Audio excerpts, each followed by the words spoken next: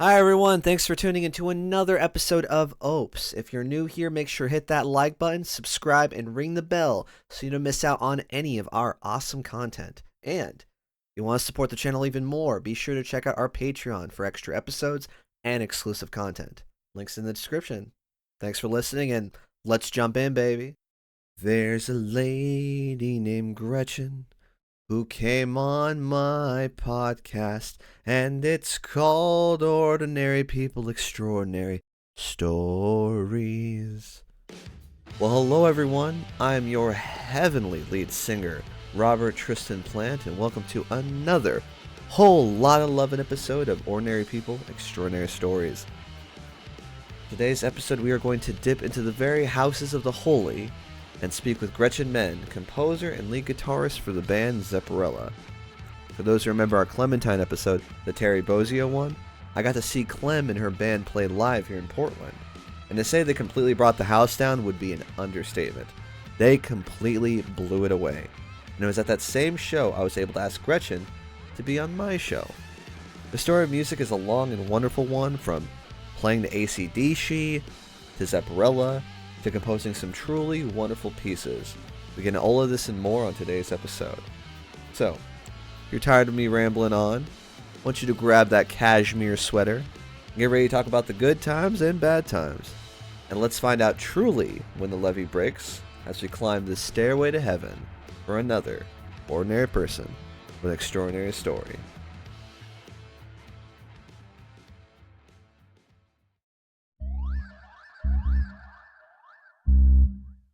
You know what time it is. Welcome back. It's 2025, and now you're here with the greatest. That's right. Ordinary people, extraordinary stories. With your host Trishy and Shrew. Ordinary people, extraordinary stories. Welcome to the show. Now your mind gets to blowing. Trishy got the yes, Shrunky got the flowing. Take you back to school for the facts you wasn't knowing. This ain't your normal pod, just a simple act of God, just a congregation of brilliance in a world of facades. Interviews from peoples of all different walks. Comedy, intelligence is used in every talk. Ordinary people, extraordinary stories. Ordinary people, extraordinary stories. Okay. And no, thank you to all the listeners who are just listening. The thing I love and hate about podcasting is it's always off the record, or right when people get going, you get gold nuggets. I'm like, this needs to be heard. This needs to be listened to. Hi, Gretchen. Say hi. Hi, it's so good to see you. Welcome to Ordinary People, Extraordinary Stories. I don't usually go straight to the intro. I usually just like, here's a nice little conversation, but I mean, I'm just gonna roll. Mm-hmm. Gretchen Menn, is so many things: a guitarist, an artist, an ex-pilot. If you guys remember previously, I had Clementine Moss on the podcast. She was the drummer for the band Zepparella. I got a chance to see them in Portland. Your show is amazing. We're going to talk about it on the show. Awesome. Thank you for being there. And for having Clem. Isn't she amazing? Oh, dude, I will say I had a huge moment of pride when the whole, you guys all rocked, obviously, but I was surprised at how many people showed up for they're like, Clem, and I'm like, yeah, okay. Yeah. Clem's bringing the show. Let's go. Clem is no joke and maybe one of the best people who's ever existed. Not maybe, for sure one of the best people who's ever existed. And I asked her, I'll even kind of snitch on myself. I messaged her. I'm like, hey, because I knew we'd be fine. The moment when we had our pre-interview phone call, I'm like, oh, dude, this is going to be a crazy good episode. But I was just like, do we got any tips or any shout outs? And she's like, just prepare for a great interview. That's what she said. She's like, Gretchen's wonderful. It's going to be great. So Clem is the best. She continues to be amazing. Absolutely. She's so amazing. Well, and Clem and I, we have a ritual. She's usually the van driver. And Okay. I'm the navigator / keep the driver awake for long drives at night. Good for you, co-pilot. Clem and I we have discussed so many things. Just because when you've got a 4-hour drive in the middle of the night and you're like, what are we going to talk about? You get into all of it. Everything. Yeah. We know each other really well. And was she part of the AC/DC band as well, or? She was, yes, that's how I met her. She was literally the drummer of my first professional band. I mean, I've played with other people here and there, but in terms of like playing gigs and sound checking and like all of that stuff, like Clem's my first drummer. She's like my musical big sister. She taught me how to load a van and how to like, behave on stage.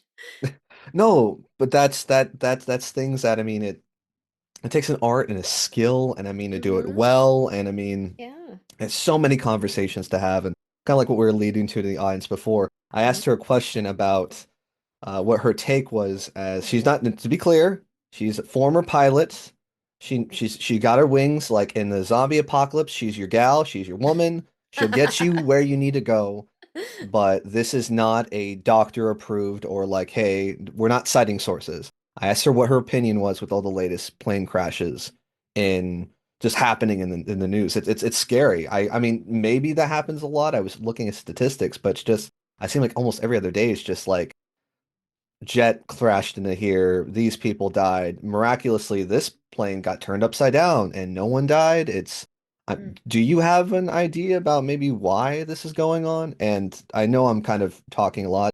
As far as politically and going, you let it rip. I mean, no Well, one knows here that I current administration, no fans. Absolutely not. And we can get into that later, why. But I usually try, I mean, as much as possible, I kind of feel like I have friends on every possible side of the political aisle. And so I usually try to be a little bit careful about like getting too deep into that stuff, but I feel like when it comes to aviation, maybe I have a little bit of perspective. And what we had started talking about this, your question, I feel like because I have been in the profession, I have to be a little bit circumspect simply because that's the only responsible way to be. It's why a lot of times when people will ask a doctor a question, there's a lot of they feel like they can't get a straight answer because they feel like the doctor's hedging and stuff. And yet at the end of the day, you don't a lot of times it isn't crystal clear. Now, I should preface this by saying that I have recently started limiting my own social media time through like setting a screen time, like turn off my apps after 15 minutes kind of thing. because it's a rabbit hole. You're just like, oh my It God, it's it been four or is. 5 hours and I don't feel smarter or better. I'm angrier at the world. People are stupid. I don't feel more connected to people. I don't feel more charitable towards viewpoints that aren't my own, all of that kind of stuff. So I should say that I am not as up on the latest, but I'm somebody who naturally likes to kind of play devil's advocate, even in conversations in my own mind, just to make sure I'm thinking about things well. So I will say that, you know, always be careful of looking at, the difference between correlation and causation. Also, where we put our focus. It's like, when you get a car, like a new car, and suddenly you see everybody else driving your car. It's not that more people bought the same car as you. It's that you're now keyed into it, right? Now you're aware of it. So Makes right sense. now, there may be, and I'm not saying there isn't something else going on, but there are a few things that I feel confident of, which is correlation and causation are different things. Where we set our focus has a huge ability to affect our perspective. Mhm. I also know pilots are highly trained, and with some exceptions, they want to go home to their families and pets and record collections and Xboxes or whatever, like anybody else does. And I don't believe that there are I don't I believe in the inherent goodness of people for the most part. I don't think there's some big sinister plot to take planes out of the sky. I also really it gets under my skin when there was insinuations that like a pilot error had something to do with like DEI or whatever. If you had nobody who has been through all of the check rides and tests and the number of things you have to go through to be licensed to fly with passengers on board, especially like at a commercial operation like an airline. Yeah.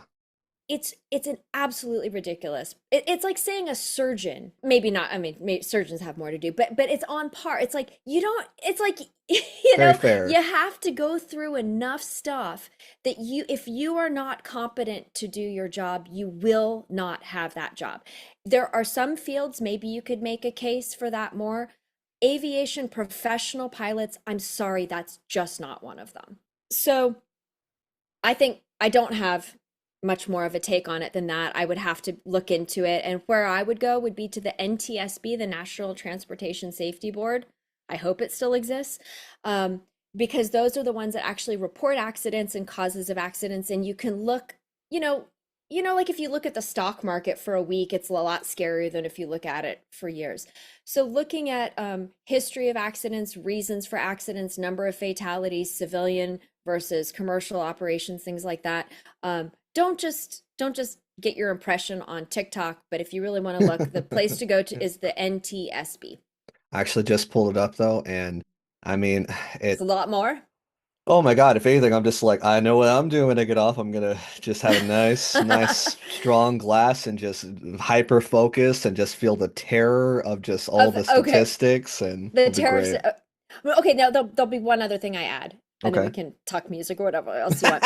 No, all right. Is I have heard, and again, I'm not currently there. I have heard that there was some stuff going on, possibly where the FAA, so the Federal Aviation Administration, allowed certain corporations to kind of self-govern. And I heard, again, as a civilian, that that was something that might have been going on with Boeing. So I will say the one little caveat to everything I said is that if there's a situation where a corporation is incentivized to slack or to have money saving measures, when you put money in opposition to safety, corporations are going to try to see how close to that line they can walk, right? How can we improve the bottom line Right. with human death, but as little as we can? I mean, there'll be a Right. couple, but just Yeah. little. Most big places could benefit from people being trained better. I would say that if there is an increase in a noticeable increase, it would be very important to figure out why that is and to look at what has changed since then. So if this might be correlated to certain places, whether it's Boeing, and again, I'm sorry if you work for Boeing and you're like, oh my God, she's so wrong. I No. might be so wrong on this. But the point being to look carefully at like who's checking things and has that changed in the span of time leading up to now. Of course, there'll be a delay, right? If somebody's going to start slacking on maintenance, whether it's on airplanes or going to the gym, it's not like you're going to see the results the very next Oh, day, right? absolutely. So there'll be like, if you're going to slack on maintenance on your car, your plane, or your body, you're going to notice it on a It's pretty good it's time gonna have frame. a moment, but I think Yeah. this is why these conversations need to happen, because it's like you said, for the Hmm. same reason that the change is not Hmm. going to be instant. It's like, well, we might as well start talking now before Right. more people die, and then we have to Right. figure out about this case of these suicidal Mm. Muslim transgender pilots, or just whatever God. topic you're going to see in the uh, news. where, Just where where I would be unconvinced, and so far this is why I have not done a deep dive, is everything that I'm hearing about, it's different types of operations and it's for different reasons. If all of these planes, like remember when it was like the 737 was like the 900 Max, or I forget which one it was, the ones that had the doors that kept okay. having problems. It was like a known issue in certain Boeing planes like a year or so I ago. think so. Yeah, That's a clear Boeing issue, right? Because everything I'm hearing about it's for different reasons, and the NTSB, they investigate those things. So I do think it's really important, especially as things are getting changed right now. The FAA, the NTSB, again, it doesn't mean that things can't be improved or people can't be trained better. Super important for aviation safety. They're a pain in the butt to a certain extent of a lot of pilots. They're also what keep everybody safe. exactly. We'll get to music, and this is where, again, I'll apologize to the audience. I know you're like, bro, just get to the music, get to the guitaring. Like, I don't. This is already so depressing on the news, but I mean, this is reality. I'm again just transparency. I work for the federal government, and today was the day that they're axing people. And there's a guy I know. I'm not going to leave his name, and people who listen know where I work. I'm just going to keep it. I'll tell you after if you want to know. But Mm. there's a guy who's been working in this place for about 10 years, off and on, but he's been pretty consistent.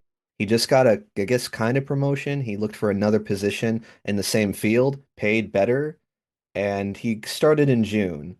But because he was technically on probation for this new position, he was fired, even Mm. though he's been there almost 10 years. It's like he's a senior employee, but because he tried to like, I want to better this for my family and his new baby, Oh.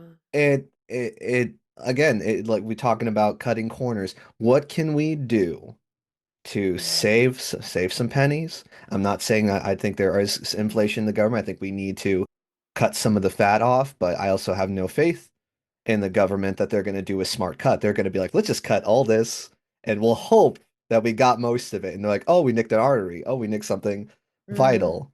It's brutal. And I was like, man, I'm in a great mood to do a podcast Oh right my now. gosh. Yeah, let's talk, let's vent. I mean, I think one thing that is shared across the aisle is I think a lot of people have a lot of concerns, and I think while people may be in disagreement as to what's the proper way to go about rectifying those, there's, my hope for everybody is that people stay safe and that everybody who feels like they've been overlooked or somehow dealt with unfairly, that somehow that can get rectified.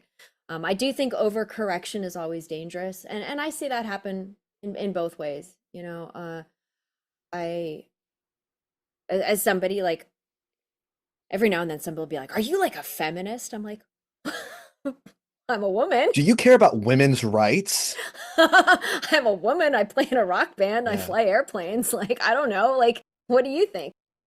But that doesn't mean that I like don't adore men, that I don't have a wonderful dad and like the best husband in the world and like, and I think that the tendency to overcorrect can sometimes mean that we throw the baby out with the bathwater. And then on the other hand is sometimes there is the need or the sense that there's that need to move forward in a way that's meaningful enough that if we don't have enough momentum to get over some of the like things within society and structure that inhibit that kind of movement, then it's just never going to happen. So the absolutely. way I see is that I hope everything that I fear doesn't come to pass, and that the people who are not afraid are the ones who are correct. That's what I Absolutely. sincerely hope. Absolutely. And again, apologies to the listeners and also not apologies. I mean, I think as an artist, I guess you'd call this my art. I mean, Mhm. I Sure. love talking to people. Like this is definitely a passion project. This is something I like to do. And besides just hearing your story and eventually sharing the story with the audience is having just in-depth conversations. Like conversations like I'm not just talking to the lead guitarist of Zepparella. I'm talking to just Gretchen and we're talking about real things. And Mm. just trying to find that balance between playing what the people want to hear and playing what I want to hear. So Yeah. Well, I think conversation is not just an art, but I feel like it's an art that bears acknowledgement and encouragement. I think our attention right now, we're being trained to have our attention divided, capitalized upon. And I think that being able to sit down and really go deep with somebody is one of the most gratifying things we as humans, I think, feel. And I think we do know that. And we have to practice that. Without practicing it, we end up just scrolling on TikTok, myself included. That's why I started my my time limits, as I was like, I was counting on the TikTok ban to wean me of my addiction, and then I'm oh like, ah, no. it's still here. Great. I better have to have now. I have to have self control. Exactly, because I mean, and it sucks. Is I get the dopamine. You're like that video was funny or that was cute. Yeah. I need a cuter thing. The worst thing Mm. is it's the cat video stuff. Like Oh. God forbid or an animal. I'm just like oh Mm. it's amazing. Yeah. I want another and Yeah. another and now it's 5 hours ahead and I need to Yeah. get up in four. Well, Yeah. hi guys again. Ordinary people, extraordinary stories where we talk about everything. Boeing crashes, animals, and the government. We talk about it all here. So I thank feel like you. there's only one of those I'm not going to regret. No, no. But so guys, yes, I'm speaking with lead guitarist, so much more than that. But musician Gretchen Menn, and it's Menn, right? M-E-N-N. Hmm. Okay, I was Like a like, I'm lot like, of guys and another N. there you go. But no, but I got to see her perform. I think I have some videos, especially when you pulled out the bow and started playing. I'm like, you are shredding. So amazing. I was like, you have to come on my show. And the best part was that she was not only nice enough, but she was human enough. And we had a great conversation. And I have her here today, guys. So again, everyone, a little round of applause sound effect here. Thanks for coming on the show, Gretchen. Thank you so much for having me. I mean, I guess we can just kind of get into it though. Do it. I know we talked about a lot of things, and even on the questions, I have a lot to talk about. I'm really Hmm. excited to talk about that album that you sent me. But I guess Okay. like let's start maybe in the beginning. So I mean, were you always kind of musically driven? You kind of mentioned you have a great dad. I kind of know your dad's Hmm. passed, but like how Hmm. did No, this no, my dad's great. Yeah. how did this kind of I guess how did you turn into a rock Oh. goddess? Like how did we go from here to meow? So Oh my gosh. Well, that's very kind. I feel like I'm a constant student. I had like really just I mean, I have wonderful parents and they never really pushed me in any direction other than just to try to be a good person and, apply myself decently well in school so I'd have options in the future. But even though I think this is something people never intuitively believe, understandably, is mm, that because my dad, when I was growing up, he worked at Guitar Player magazine in various capacities. And I I guess I kind of knew that, but when you're a kid, like, I don't know, do you talk with your parents about their jobs a lot? I was just more like, when am I going to get to hang with my dad? And exactly. I knew my dad as a writer, right? So we had a He piano at the wrote house. something. You're just like he does letters and stuff, He whatever. writes, and the stationery he has sort of the shape of a guitar on it. And, so I kind of knew, but it wasn't something that like registered in a strong way for me. And then by the time I got interested in guitar, he had actually left.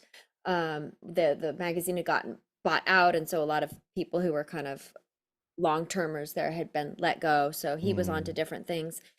And I got into Joe Satriani and Steve Vai and Eric Johnson. And once I got into that kind of on my own, it was when he sort of mentioned, he was like, I kind of know about this, honey. And so we went, he took me to Tower Records and we bought a stack of CDs.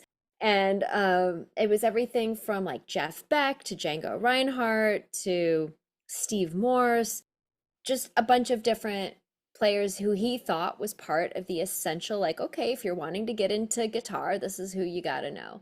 So he was really quick to point me in the right direction, but never made it feel like I never felt like I was supposed to pick up the guitar at all. it wasn't like Little League. He's just like, you gotta practice your Never. scales. It was just like a nice, like, hey. And I mean, again, what a great way to nurture like maybe being interested in something and then finding it and be like, these guys rock. If anything, I think that, I mean, I think there's very few things I could have done that my parents would have been like super disapproving of. But I think that my dad was in the industry just enough to know how difficult it was. So Mm, if anything, it wasn't that he pushed me, it was more like that I could just see through his experiences and through people he knew that music was a terrible financial decision.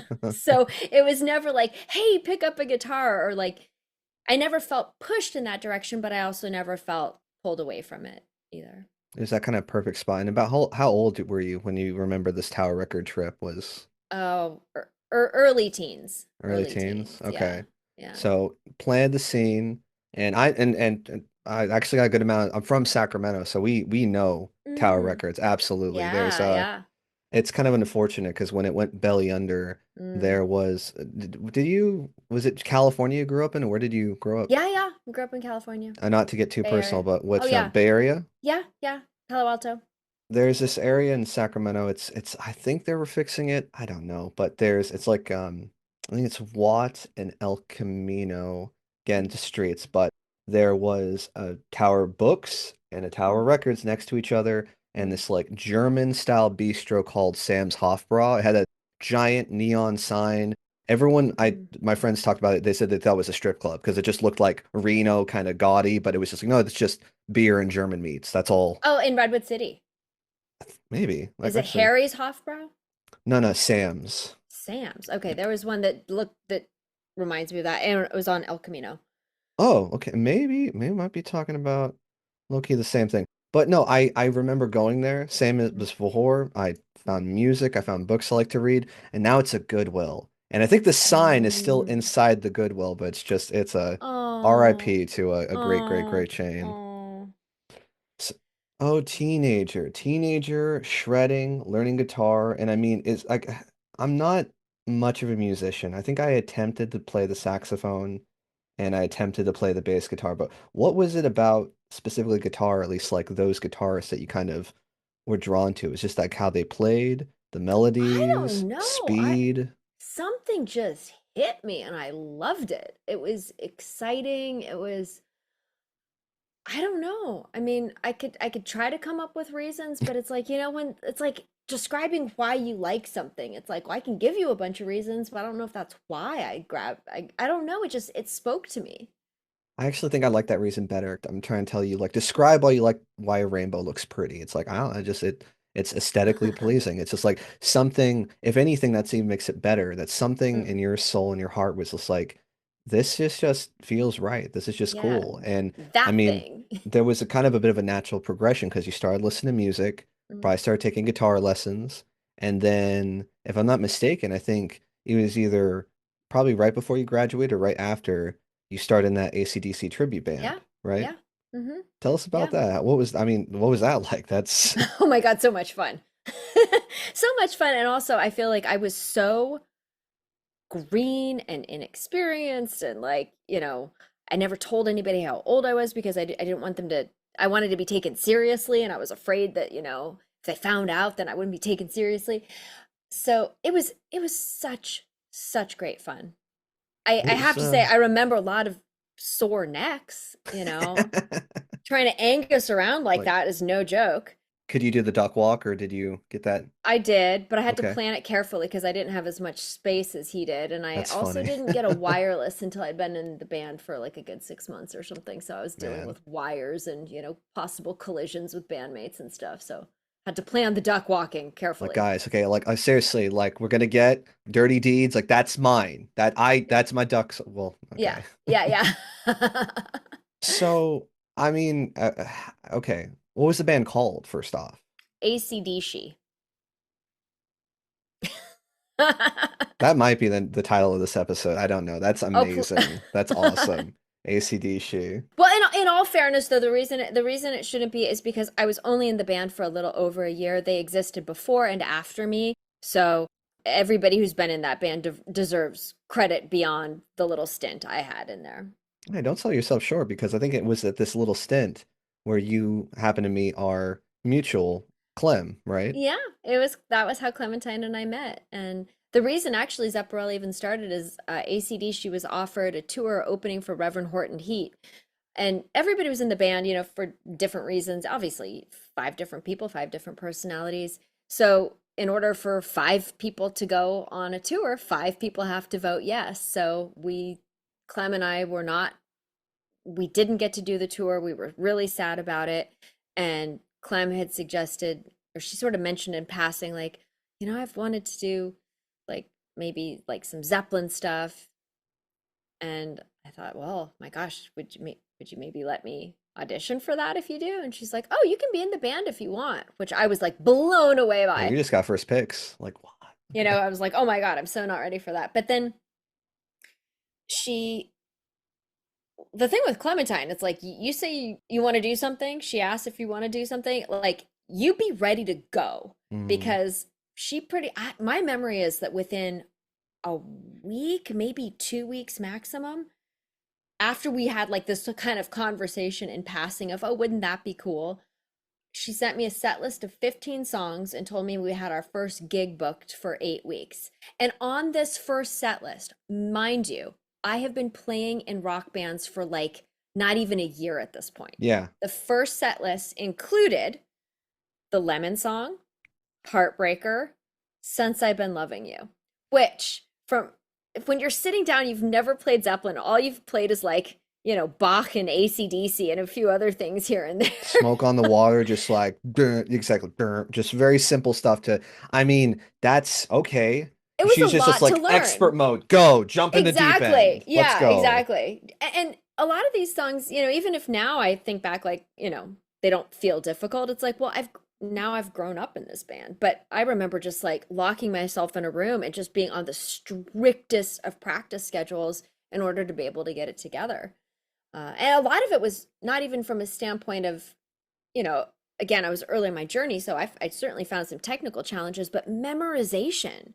Mm, Like Zeppelin songs, not all of them are like, Houses of the Holy. There's a select few that I just appreciated so much for being structurally straightforward, but a lot of them it's like it isn't like memorizing an AC/DC song that follows a perfectly balanced, wonderful formula. exactly. That's not Just meant in a derogatory way.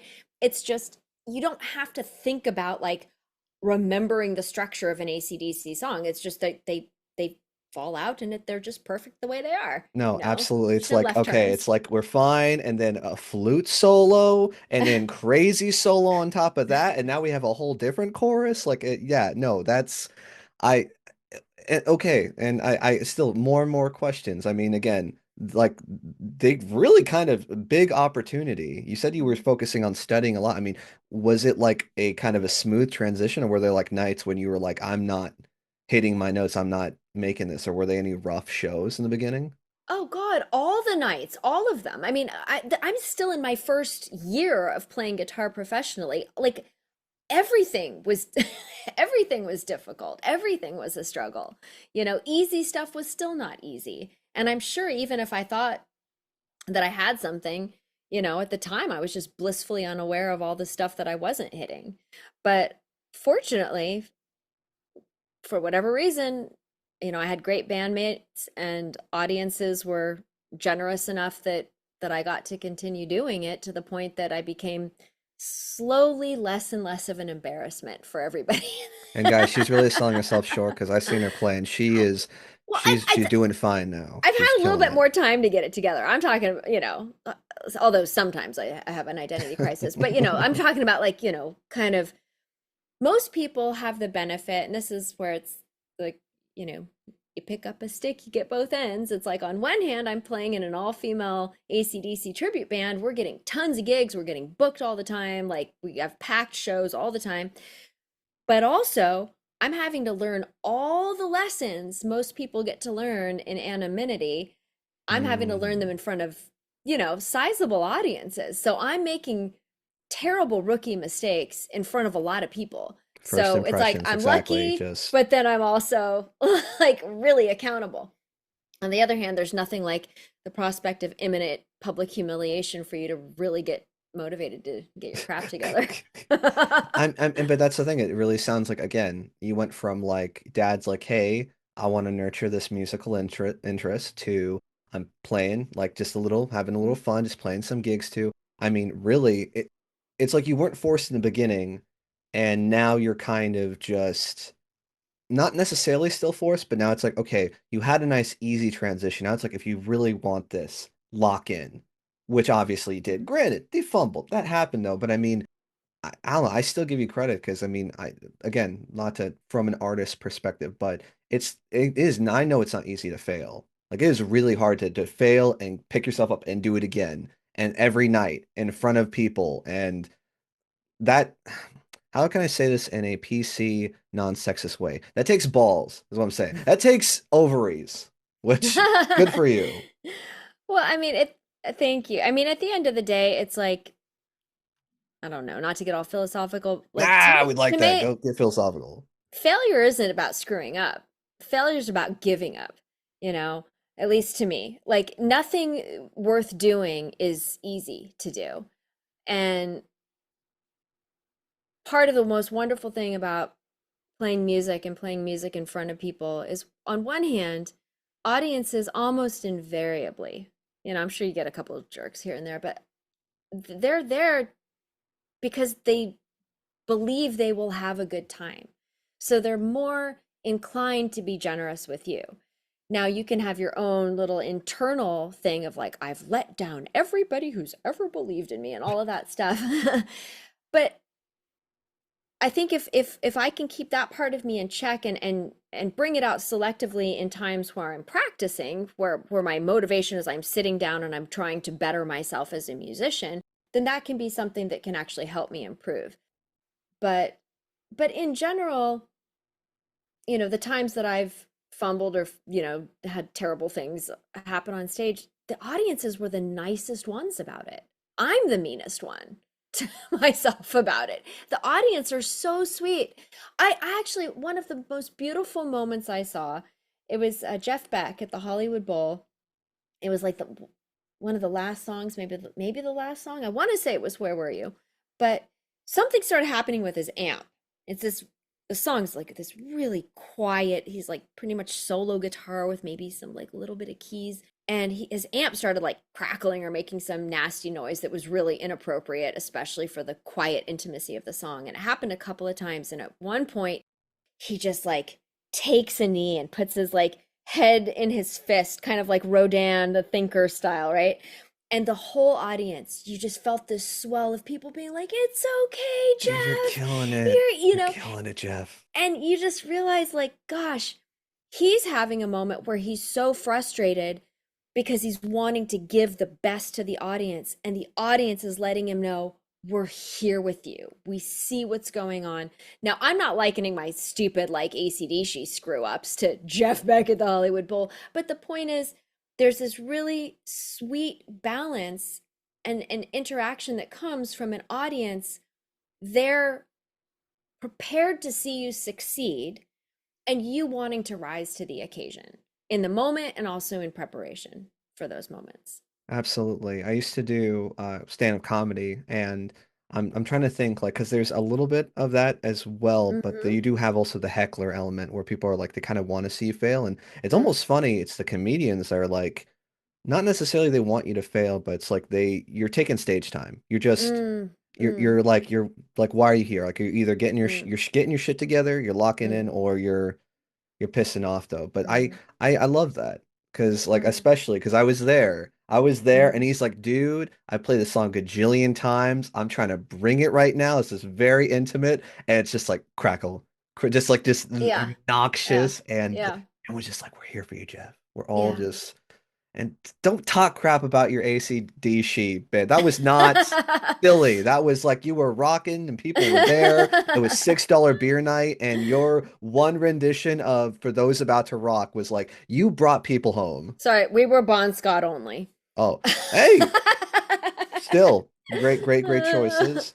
Okay, fine. If you want blood, there you go. You'd like that song. You got people to go home. Somewhere like I had a bad day at work. I heard that Oh, song. I'm gonna keep going. Just you know what? Actually, what was the biggest thing in our shows was fights. Almost every night, there was something about that music that just made people want to fight. that's great. I remember it being weird if I didn't see blood, you That's so know? funny. That's what I say. Like, you got it. We literally got it. We have the blood. Yeah. Just boom. Yep. Let me ask you this. Mm, So, Zepparella. So, I mm. mean, can I ask how long you've been in the band or how long you guys been a thing? I think we're like at 20 years, which At is the 20-year nuts. mark? Yeah. Okay, because Uh-huh. I mean, Mm, to go from barely a year mm, to kind of you're getting yourself into again a very prolific guitarist. I mean, again, the mm, guy watching you play, I was just telling my wife or my friends about mm, like I felt like I got to see the eras of Zeppelin, like again, mm, years of like, oh, they did this, they did this, and this. I mm, got to enjoy that all in one night in one mm, package with one person. And mm. again, like I said, you probably had to sculpt to kind of get there. I mean, I guess one way to say is when would you guys consider that you guys maybe quote unquote made it? Like you guys went from just being, Mm.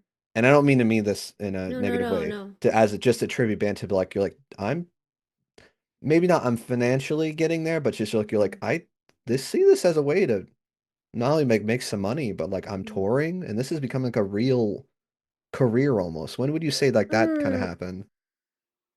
I don't I don't really think that maybe I've never really had that moment because everything is different. Night to night, you can play one night where you pack, you sell out a theater, you walk to, to get dinner and you come back and there's literally a line around the block and people start screaming at you. It's like, oh my God, this is, that's where you can kind of be like, is this really like, really?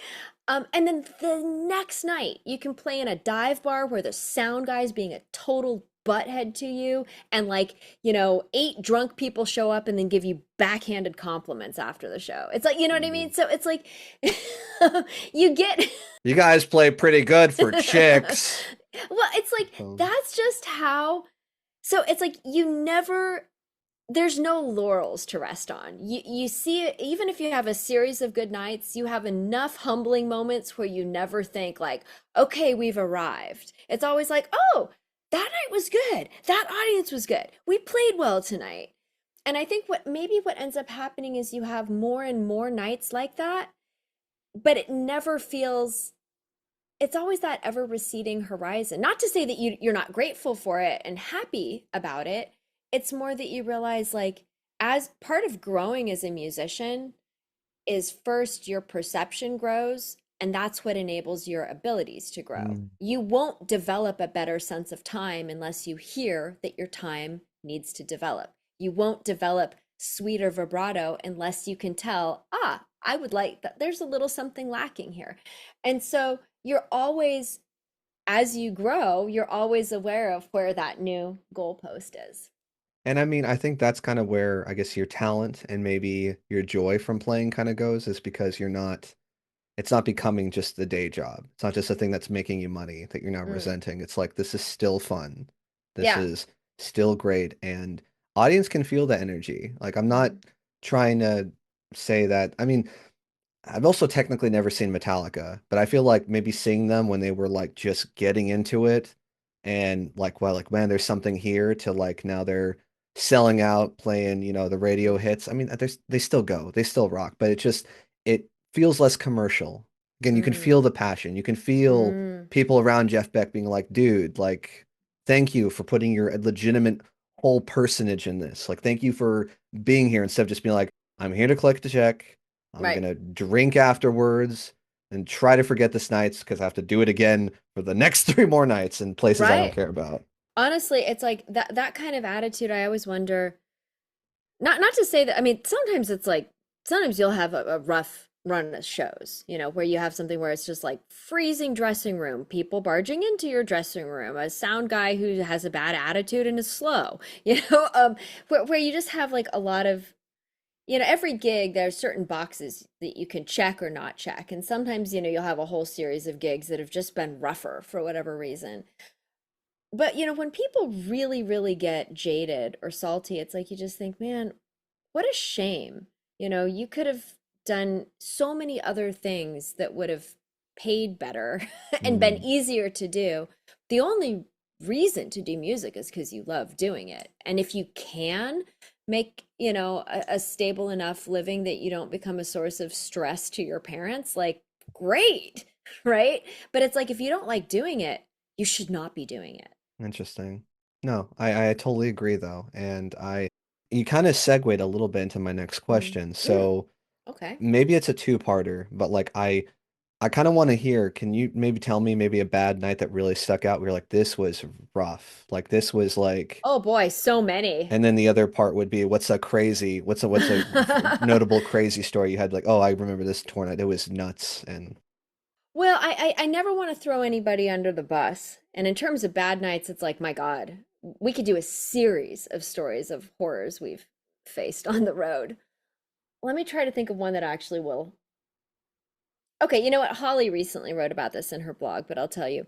hey, There was a lot that was good about this gig. This gig checked a few boxes, and I'm not going to give any information that will hurt anybody's feelings, the because some of city the people. rhymes with Mittsburg. No. Yeah.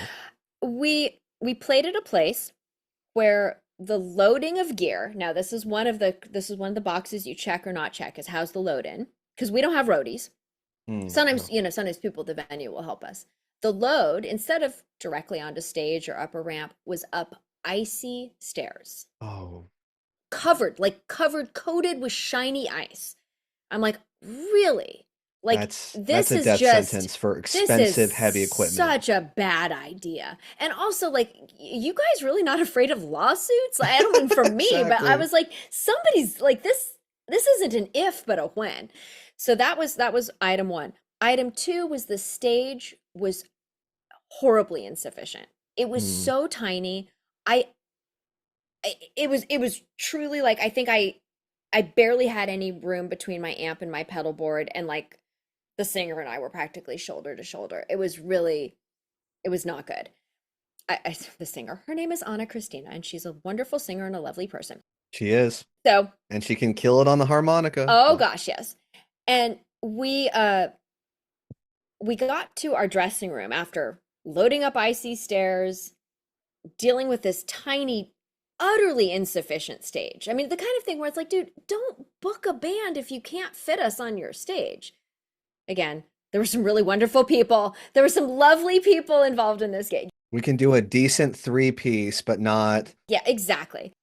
Like there's no, this is not a stage that, where a full rock drum kit is acceptable. This is a corner Yeah. of an Applebee's or like just something like that. Like this is Yeah. ridiculous. Yeah, it was not sufficient just from a perspective of they did not have adequate facilities for our stage footprint.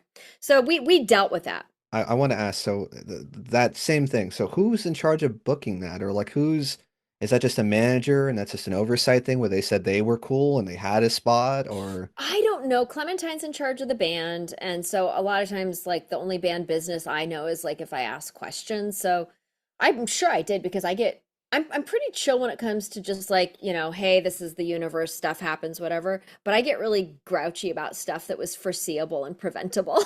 So I'm like, I don't remember why this was. It probably was that the band, I'm sure it had something to do because our team is fantastic. I'm sure it was somebody at the venue was like, oh yeah, this will not be a problem because they've had other bands play and maybe they had smaller drum kits or whatever. I'm sure it was an honest mistake made by people just doing their best. I But love all the here is passes you're where giving them. here is Exactly. not the part that is okay. Ooh, We get spicy. now, let me tell you, my band are the nicest, kindest, most generous human beings. They are. I'm the salty one. And I'm not even Okay. that. I'm just like I'm the one who's most likely to be kind of blunt, I would Okay. say. And I'm never the first one to be a jerk. Like I want to be friends with everybody, but if somebody's really being a jerk, I wouldn't, some of my bandmates might be a little bit more charming about it. I might be like, get your hand back in that okay zone right now, buddy. Or Exactly. like, Like, bro, like, I might, yeah. So with that context in mind, we get to our dressing room, our safe haven away from all of this stuff. okay. And there's a group of like 5 dudes doing blow in our dressing room. I'm the last one up the stairs, and all I hear are my 3 patient, kind, diplomatic bandmates, all of them screaming at the like, what the like, and so I'm like, I don't need any more information. I'm Yeah. like, I'm ready to go. Red flag. Like Yeah. start your engines. Like we're Yeah. going. If And you and want blood, we're getting it now. oh yeah. Now, what was funny about this is I think the like the energy that we brought into the room, this is actually hilarious in retrospect, caused them to flush their drugs down the toilet, which is Good like, for you. I'm like, good. Yeah, I'm like, they kind of deserve that. Yeah. And for some reason, I decided because these are guys in our dressing room, our purses are there, our wallets, our driver's you'd be- licenses. yeah. Yeah. So I'm like not even 5'4". I block the door with my freaking body and I tell the guys they're not going anywhere until we ensure that all of our valuables are there. And what's so hilarious, the guys could have like picked me up and just moved me aside. They all sat there and they were just like, oh, like We're all freaked out. sorry. Totally, totally. So that was a gig. I wouldn't say that it was like memorably bad, but it was memorably colorful. And it was also really cute to see my bandmates just like unleash on people because they never do that. Oh, and I'm just happy that it had like a happy ending because I'm imagining this is like at a biker bar doing the blow and they're like, absolutely not. And now we're taking your money. Just good for you. Like it's like you had that energy where they're like, guys, I'm so filled with shame. We're going sober tomorrow. The drugs are going in the toilet, flush. They And probably felt like real idiots because it's like, did we bring cop energy? Like, I don't know what it was, but we brought the female energy of you boys have messed up big time, So so it's just they didn't take anything, right? They were just no, doing they didn't drugs in take anything. there. And honestly, it's not like any of us are Puritans. I wasn't like arguing about their life choices. It's just like not in our dressing room. Yeah, no, exactly. It's very Like inconsistent. It's like, guys, do it outside, do it in your car, not here, man. party if you want, but not in our space. Yeah, yeah. Exactly. As we get off stage, we're like, finally, okay, we can towel off and all of that, and then just a bunch of dudes in our dressing room. Or God forbid, they're like, guys, can you let us finish the blow and then you have the room? It's just like, no, go fuck yourself, go I, away. it's Drunk. like it's one of those things. You know how you can tell like there's like these things that happen animalistically and energetically. I think 100% of those guys knew that was 100% not an option. Like I think the energy we brought was like such a hard no and get out of here like yesterday that they got out of there pretty fast once I let them pass through the door. So this is a great segue. I know I asked you, and Mm. there's two things I'm gonna thank you too much for being on the show. I'm gonna ask you a question to the question I just asked you. That's conversation, right? I'm gonna say I'm gonna edit this and probably not Okay. unless we talked about, Mm, get rid of that thing. mm. But I know I asked about the crazy story, but this is something I'm always kind of out curious. Not a dig on your gender, not I'm saying anything, but I mean I I guess I don't know because I'm not a woman, but I know Mm. I have to figure out how I want to say this. Is it, can I safely say it's sometimes it's I'm not looking for an insult. Yeah, go ahead. Say whatever you want to say. I guess what I'm saying is it's not always safe being a woman, let alone in rock Yeah, places or I think bars or that's fair. I think like that's totally fair. to Yeah. to be at places again where people are doing blow and it's like, Mm, have you ever had kind of moments where like this is mm. getting close or creepier? I don't feel safe. I mean, Oh, like, total. I had a security guard at one of our shows try to, let's just say I had a very scary moment with a security guard and I got away. mm, And while I got away fast enough to not be clear on what his intentions were, they were not good. And I had to get on stage and play a show. So there's been some moments. I've been very lucky. I do try to be vigilant. how do you navigate that even? I mean, it like you want to have Mm, party, you want to play, you want to do this mm, thing though, but at the same yeah. time you're like, am I safe? And like, I mean, like, yeah, Yeah, yeah. how do you navigate that stuff? Or how did you, I guess I should say. You look out for each other for sure. In that moment, one of my bandmates, and love him for it, I got back to the dressing room and they could just tell looking at me that something wasn't right. And I told them what had happened. And our singer, this was an ACDC, she was like, she took no crap from anyone. Loved her for it. She was not wrong. Like it's like she's this girl in her early 20s, like just going up and like smacking down the contract to the promoter and being like, nope, that's the contract. She was so cool. She immediately went and got the venue manager and like made a whole stink about it. And I was actually coming down with mono at the time, so I had like a really high fever, and so I was a little bit out of it. And there was an incredible energy of sisterhood. And so you look out for each other. That's a And I secret. have to say Okay. there's quite a bit of power in a group of women who are fully prepared to take no BS and who have each other's backs. Now, having said that, yeah, it's a bummer. Like, wouldn't we'd all love to walk around and not have to be thinking about that. And at the same time it's like, well, it is what it is, right? All we can do is try to deal with it and try to do a little bit better when we can. I mean, again, I also have to figure out how I want to say this.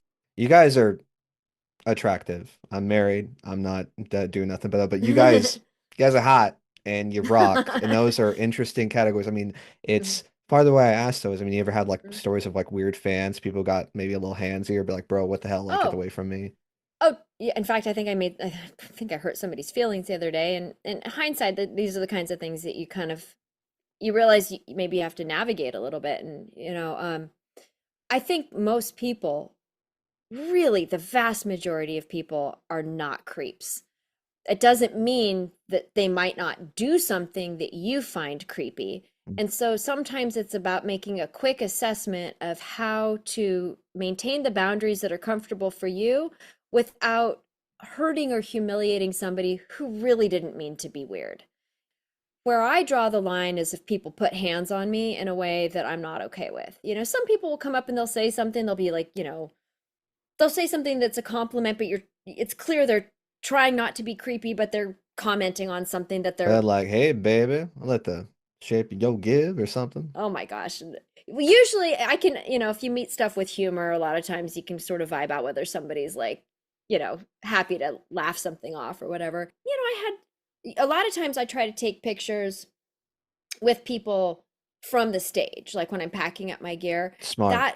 That allows me to be able to be approachable, but to kind of deal with the distance. Don't touch me. Well, also, I mean, bottom line, most people, if you work at home or a desk job or whatever, a cold, it's like, okay, you have a cup of tea on your desk, no big deal. But for me, it's like, if forget about COVID or flus or anything, if I get a cold, now I have to worry. Now that's going to impact my entire band. Anna, the singer, if she gets a cold, that totally changes her voice. Like, so Right.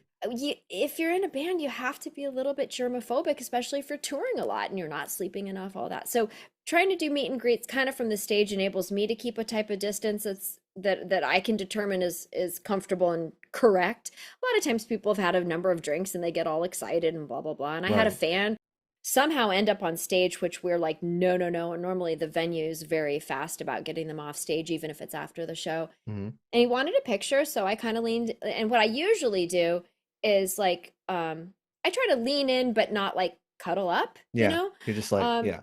I mean, whether I mean, I'm very happily married, and whether or not you're happily married, like, I don't know. To me, just being overly touchy-feely with a stranger, it's like, even if that's okay for you, you don't know if it's okay for the other person. A lot of Exactly. people have really strong feelings around that. So it's like, I never initiate a hug. I never, Because you could be, well, I mean, you're not saying anything, but they could take it as, oh, dude, she's totally into me. She loves my beer belly. She loves just like my Zepparella shirt covered in puke. Like I'm doing oh it. Like God. I'm wowing her, dude. I'm raising Well, her no, up. most of our, I have to say, most of our fans are very respectful. But I mean, even like, I have female friends who I know hate being hugged. So Mm, I just don't assume, like, I don't know. I guess I just always assume that there's some people who are really touchy-feely and some people who are really not. And even if you know somebody, you're not sure. And to me, I'm just like, look, I just don't ever need to hug a stranger. Nothing, maybe the person's lovely or whatever. But this particular guy who I think I kind of barked at him a little bit. And it was because I said I would take a picture with him, and he came up and he immediately like slid his hand really low sorry. around my waist and And like then, pulled me to him. oof, And I oof. just was like, no. No, nobody. I'm not a damn broom. I'm not like, I'm just that, get the hell away from me. Nope. And I just told him, I was like, I'll take a picture of you, but you got to get your hand in the okay zone. And I think his picture ended up like probably looking like he'd been yelled at by a cop. Bright red, just like super like, oh my God, I'm so sorry. And then of course I was like, I was like, oh, I didn't mean to like humiliate him or feel bad, but it's like, this is where I say I'm the jerk of Zepparella, is sometimes my filter just goes away. And it's not like I'll say something vicious or mean, but I'll set a firm boundary in response to what I perceive as somebody being inappropriate. And I'll do it loudly and quickly. And I'll compliment you. I'm like, I don't think that's a dig. Yeah, he had a bad night, and no one likes getting egg on their face, but I mean, I think that's kind of the answer to like, this is how I stayed safe. This is how I was able Yeah. to do this multiple nights. Is I have these Mm. firm boundaries, and the Mm. downside is sometimes you have to draw that line, because if Mhm. you don't, then Yeah. you're inviting dudes to do blow in your dressing room, essentially. You just kind of Exactly. Totally. Well, I mean, it's like sometimes I feel like we as humans just we deal with things socially the way bats navigate, like echolocution, right? It's like we do something that feels okay to us, and then if everybody around us is like, ugh, we're like, oh, I better not do that anymore, right? So a lot of these people really just don't. I think a lot of times it's a generational thing, because a lot of these people who do this are like, my dad's age. I don't feel like a guy my age has done that. I can't remember the last time. I feel like it's always people who are like more my, a different generation. And what I try to remember is it's okay for me to be like, no, that's not all right. And also it doesn't mean that they were trying to be creepy, you know? This episode's sponsored by boundaries and asking for consent, which is totally okay. That's fine. That's not, we don't have to bargain or get for it. There you go, guys. Absolutely. It's free. And if they're into it, everyone's happy. So there you Oh go. my God, this is all this the whole episode is like, don't do this and don't do No, no, that. but see, I think you know what, and I think it's the people who are listening, at least the Mm, listeners. Hey, again, we know you don't mean anything about it. No, you're not creeping. You're not trying to, though. It's just, hey, like we're so happy to be your show. I'm not a broom. I'm not a giant teddy bear. Hug your wife. Hug your friend. right. I'll Mm, do peace sign. mm, Maybe, I don't know, like silly face in the mm, pictures, but I will compliment it because I mean to be in a rock band for 20 years, and I mean I think I was just watching, God, what was it? I think the Netflix, it was, God, this is a while ago. It was the Netflix, I think, series or movie about Motley Crue, and just seeing the the dirt. crazy, yeah, but seeing like just the parties and all that stuff though, and to think like, Yeah. okay, now I'm putting you in that same element. And it's Mm, like, how can you stay mm, safe? mm, Not get crazy, not get, mm, just nutty. And I think it's mm, because you're like, hey, I have this strong sisterhood, but more mm, importantly, I'm pushing. And I think all like mm, the years have only got you to strongly, I guess, more navigate those weird situations where you know when you need to push and know when you need to mm. be backed off. Am I the kind of Well, no, that's there's another thing that I guess is probably worth mentioning, which is that like nobody in the band is a partier, you know? probably Like helps. Probably, it really well, probably because I helps. mean the point is like, we have had like different lineups, different incarnations, different phases in people's lives where they were more inclined to party. I feel like I've always been like really moderate as a person. And so I think not being somebody who's, I'll have a drink, but I'll have a drink. And actually, I don't really drink at Zepparella. Actually, I never really drink at gigs. We're pretty sober, pretty non-partying band. That's not to say that like, we've had different eras where I've had bandmates that definitely know how to throw down and have a great time. And, again, no judgment or anything for them. But I think a lot of times when you're just packing your gear, loading the van, and going trying to get as much sleep as you possibly can, it's like there's not all that much to happen, I don't you have know? time. I don't have time to do it. Seriously, we got another gig and I got to sleep in a van for 4 hours. I talked to Yeah. Clementine for five. Yeah, no, Yeah. People that paid makes money sense. to come see me, what, not be tired. That's for sure. Well, I mean, hey, and it shows you've been rocking and rolling. It's been a long, well, I guess it's not been a long time. It's bad pun. You saw us. I Since was I rock trying to do and it and it roll. just, Yeah, I gotcha. I gotcha. I saw Karen what in you the did there. back, Karen in the back. Yeah. I think this was, but potentially, I know I'm kind of asking all this. Okay, we got two kind of ways we can go about. We can go Okay. back to the craziest kind of tour story you had with Zepparella, Mm, or we can talk about your other projects. Because I know you've been part of Zepparella for quite some time, but I also know you kind of also hmm do some other side music. What do you think you'd like to talk about first? It's up to you. I mean, I feel like, we've definitely done a lot of Zepparella stuff. I mean, if you want to talk about some of the other stuff, like I'm more than happy to. I'm happy to talk about whatever though. What I mean, I'm a sucker. I mean, like, do you have like a kind of go-to craze? Like, this was the craziest show, or this was the craziest turn of events as far as like for Zepparella? Do you have a crazy story? Um, God, I mean, You're like, there's too many. on one hand, I'm like, there's so many. It's funny because actually, that's one of those things, like you mentioned, the Motley Crue thing. The number of opportunities an all-female rock band has for debauchery, should we want it, is impressive. That's But why I asked. It's like it's if anything, like you got like it's one thing where it's like, okay, I'm in a rock band, but it's like I'm in a rock band and I'm attractive. It's like everyone's already giving me free shit. It's like now I gotta give you more I free shit. feel like I'm more of a witness to a lot of this stuff. But yeah, I mean, I don't know. There's probably too many like little isolated incidents here and there. I don't have a go-to, oh my God, this was the craziest story. I mean, I can't say it was one of the really cool experiences is we got to open for Weezer, and I Okay. didn't realize how much Weezer I knew and how much I liked them until they played. They were phenomenal, and they were like the nicest guys too. They came out and they were watching our set from the side, That's and sick. like, and I looked out, it was like it was, I think, a private party, and we had also opened for Kiss a few years ago. I see you have the masks back there.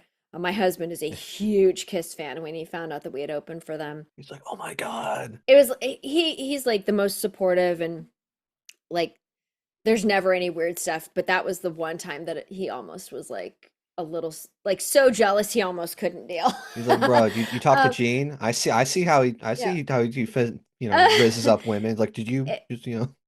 I avoided that only because I just thought I think I'm a different. I don't think they have in their mind. I think we're just from a different breed of like I don't think I'm probably like a lot of the people, a lot of the women who they believe exist, and and I feel like I've surrounded myself with guys who are really fantastic and in no way, shape, or form chauvinistic or anything like that. So I just didn't want I don't ever want to have a bad interaction or impression of somebody. And so if I think that that's maybe or likely going to happen, I'm like I don't need to go and like Just kind of steer well, clear of it. Just like, yeah. I see the red flag from here. I'm not even gonna try to go closer to Well, that and confirm it. and that could be totally wrong. I mean, that's just sort of it's like Motley Crue or whatever. It's like you get this impression that these people maybe think or act in a certain way, and it could be totally wrong. I'm sure a lot of people have misconceptions Well, yeah, about Tommy Lee how Jones I is am like, too. dude, I'm a practicing Mormon. Like, I don't like you think I'm about it? Absolutely not. Like, I'm going to church as soon as the set list is over. But yeah, I don't have like I mean, other than the that Weezer show was a really surprisingly lovely. Like a lot of times corporate private parties, you just don't think they're going to be a ton of fun. But that was great fun. They had like, like a Ferris wheel there too. And I remember just being What? on the Ferris That's wheel, like listening crazy. to Weezer, and they sounded great and like became a big fan after that. Yeah. Where it, Mm. they don't party, do they? Like, I don't think they party. They seem like kind of chill guys, but I didn't see it, but also I wasn't there for the party either. So that's like if true. you're not at the party, you don't know who was there. There's evil behind those glasses. He's just like, you think I'm just a chill rocker? Absolutely not. It's The like people in the Buddy Holly, basement. ha ha, right? Exactly. Exactly. Yeah. Yeah, we have been talking about Zepparella, which I've been loving, like, cause I don't know if I mentioned this. I definitely told this to Clem when I saw her in person, but seeing you guys play, and I'm not trying to overglaze you. I know I'm complimenting you a lot. Maybe I don't even need to say this, but that was definitely one of my bucket lists. Was that I kind of want to the people I record, I want to eventually like meet them and do something to like, okay, Mm, I interviewed this one guy. It's complicated, but basically he does tattoos, and mm. my bucket list would be I'd love to go see him in person and get a tattoo from him. Seeing Cool. Clem play and seeing you guys play, I went Mm, from like I didn't try to have low expectations, I just didn't know what to expect. mm, And then have just the best time. Again, seeing you guys play.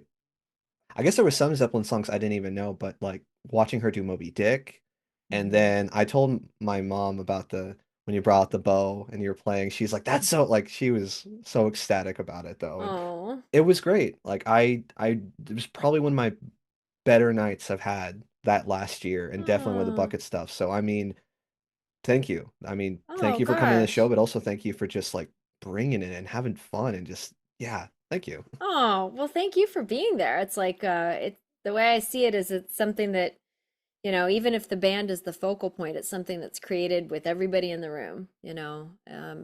Our job is feels really different if people aren't engaged, which is why a lot of times like private parties and stuff can be kind of Hit and less fun miss. because Yeah. yeah, it's a lot of times it's because like one or two people think it would be a great idea to have you, and then everyone else is like mad that they can't talk over it.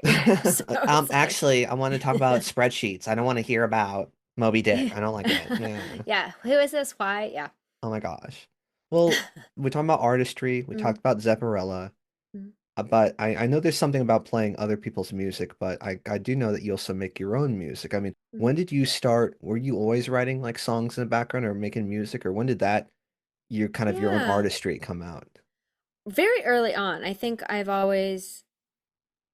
I process things and I process new information by like using it, right? Or by doing something with it. So a lot of times, like if I would learn something from one of my heroes on guitar, I would then try to see if I could take a similar concept and write with it.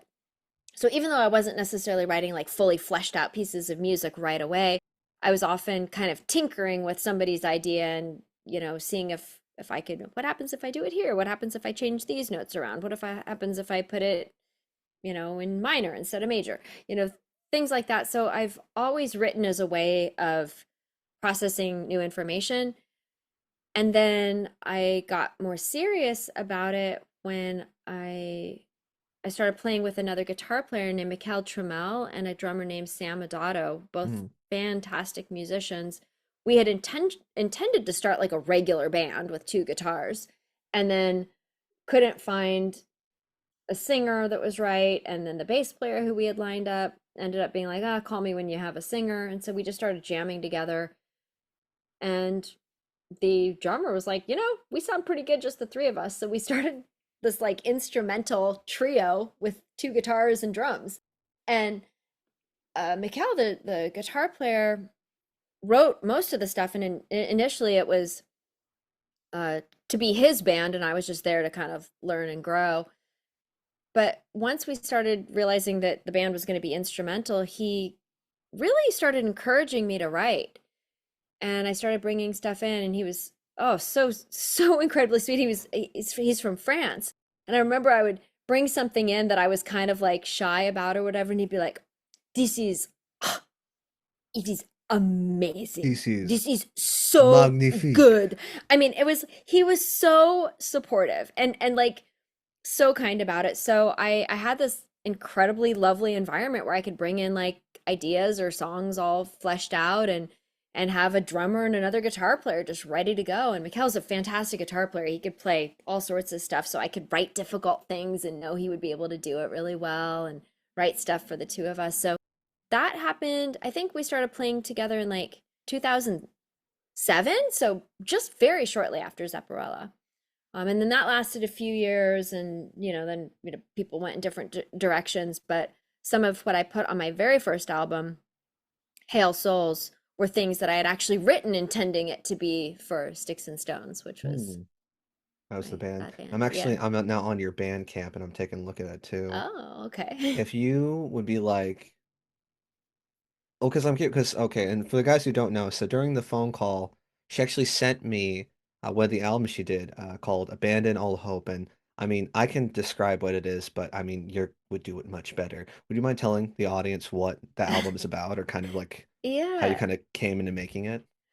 Well, I actually came into making it was somebody else's idea. It was I had the idea after making Hail Souls that wouldn't it be cool to do something that combined my love of literature and my love of instrumental music. I think one of the things I love about instrumental music, which is that it encourages people to engage their imaginations by not being too specific, is also for a lot of people very obscure, which is why instrumental music just doesn't occupy the same space for the most part, with some exceptions, Mhm.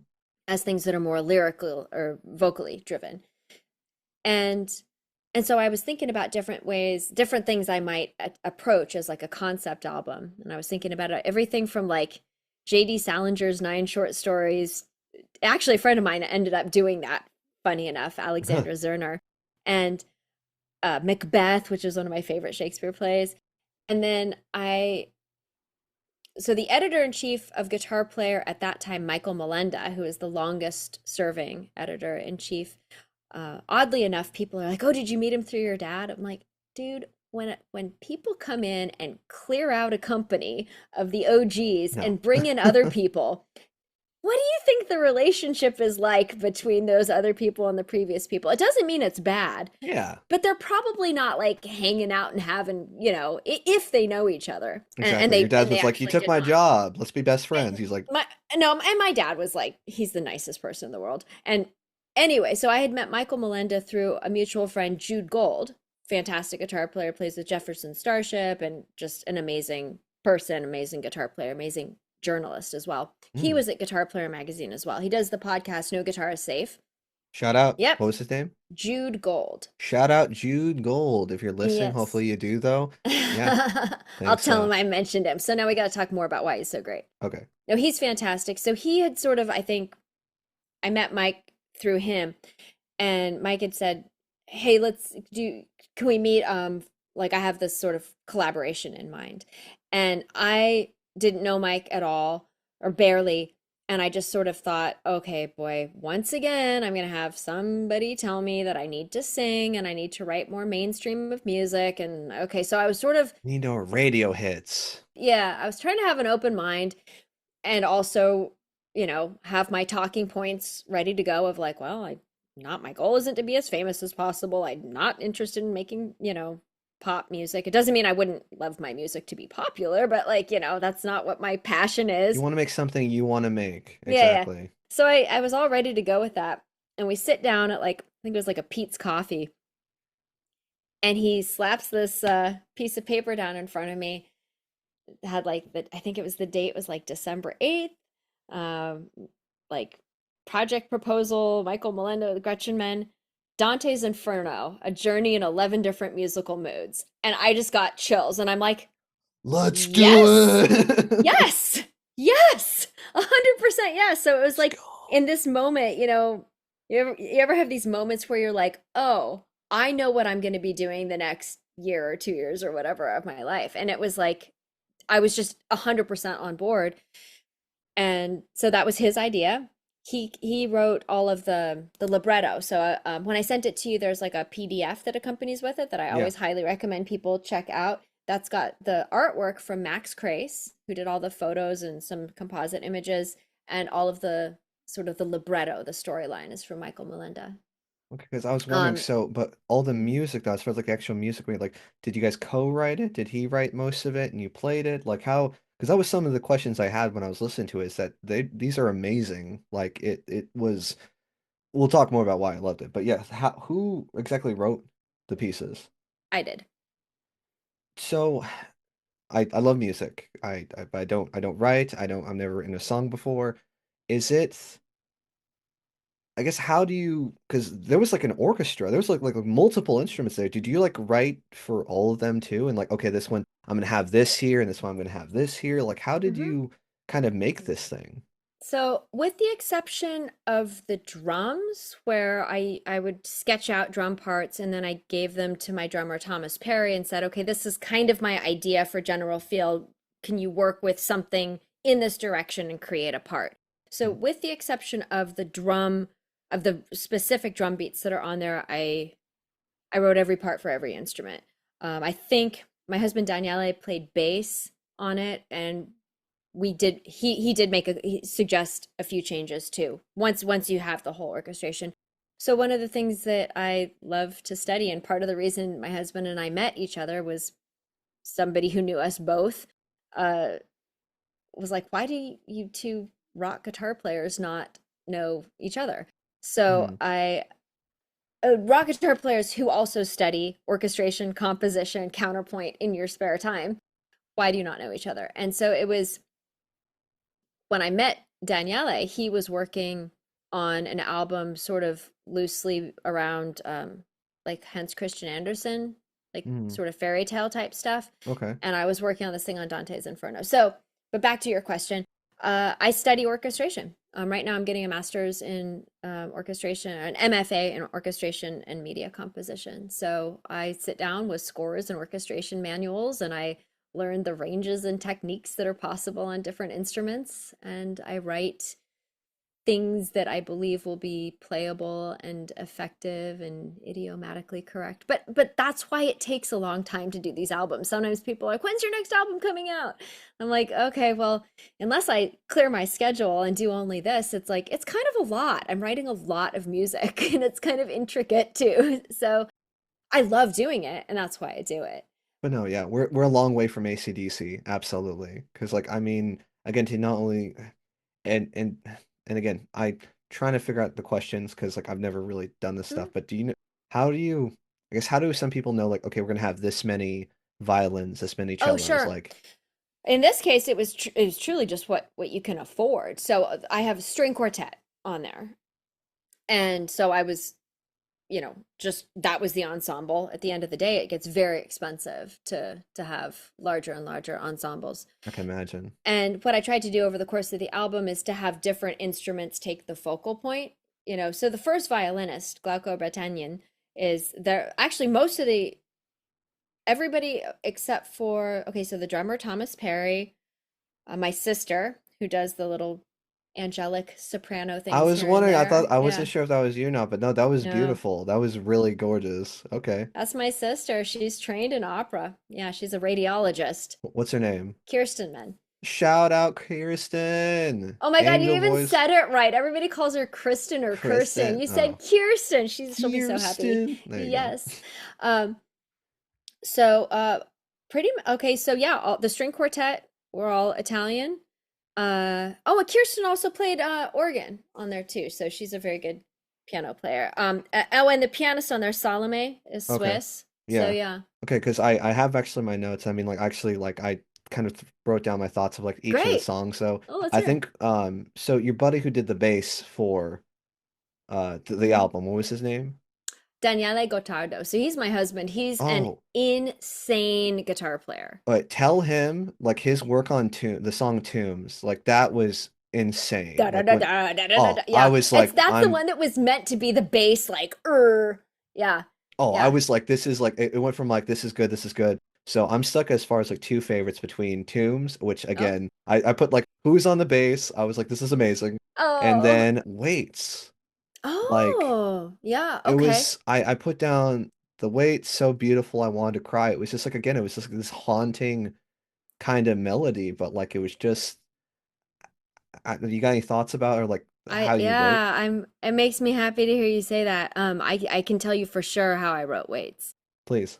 So, my best friend was diagnosed with leukemia, and Mm. she was like a sister to me. Like she had lived at my house when we were teenagers. Like she was like she and my sister and I were really close friends, and we have another really close friend from our childhood where she's more of a cousin almost. And the four of us were just like inseparable. And Maggie, she's the one I dedicated the album to. She was diagnosed, and I think, I wish I remembered now whether it was either after we got the news that she was not going to recover from her bone Mm. marrow transplant, or it was the night she died. And anyway, it was a moment of this in, uncontainable sadness, where it just felt like anybody who's felt it knows what I'm talking about. And I had this desire to somehow direct it someplace. And I'm lucky that my normal everyday brain chemistry defaults to good, like it's good unless something's bad. So I'm very lucky. And usually I play and I write from that default place, right? So in my bad moments, I don't usually turn to music because that's when I'm not okay, right?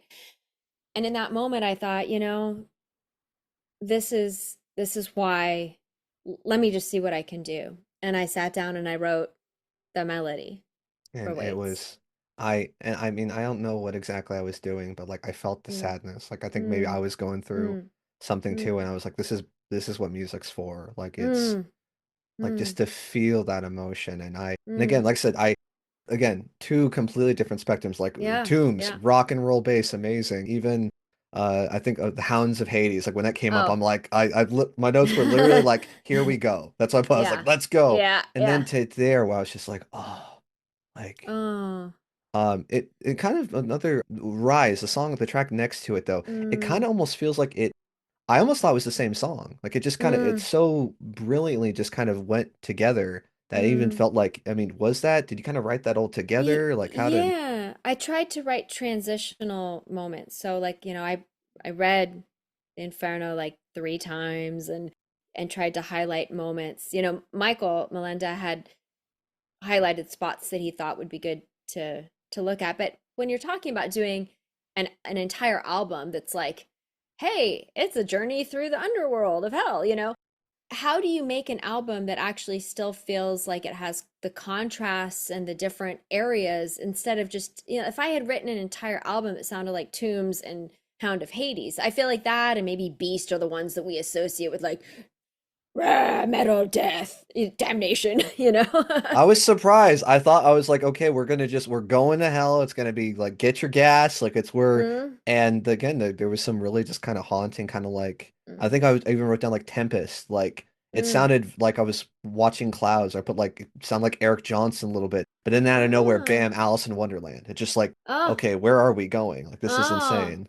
Well, that's so interesting you say that because so in order to try to figure out to pick out moments that would allow there to be contrast and dynamics within the album, there's so much that is in Dante. You have a lot to choose from. And one of the images that was very that you're struck with for sure. And actually it's a moment where Dante, the pilgrim, not Dante the author, but he's a character, right?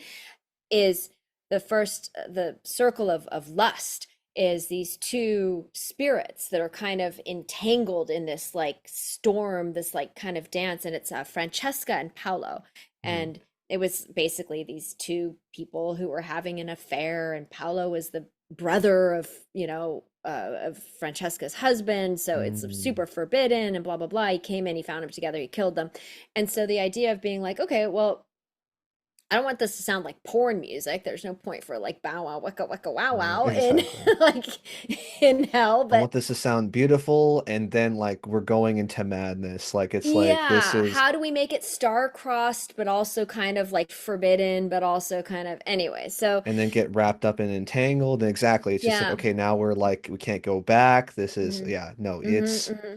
again, I I try to I generally like look through art in a a positive way Mm. because I'm like Mm. people put effort into this. I want to see the effort, but I also try to look at it very like, Mm. am I actually enjoying it? Am I not Mm. just saying it's good for good's Mm. sake though? Mm. And I let's just say that it was a hard day. I work at a call center. That was a Mm. hard day taking calls and just Mm. those little times in between hold music listening that was just like, okay, let's go back to the track. Aw. It really my Aw. your journey through hell brought me to heaven. So thank you. Oh, well, I'm working on Purgatory now.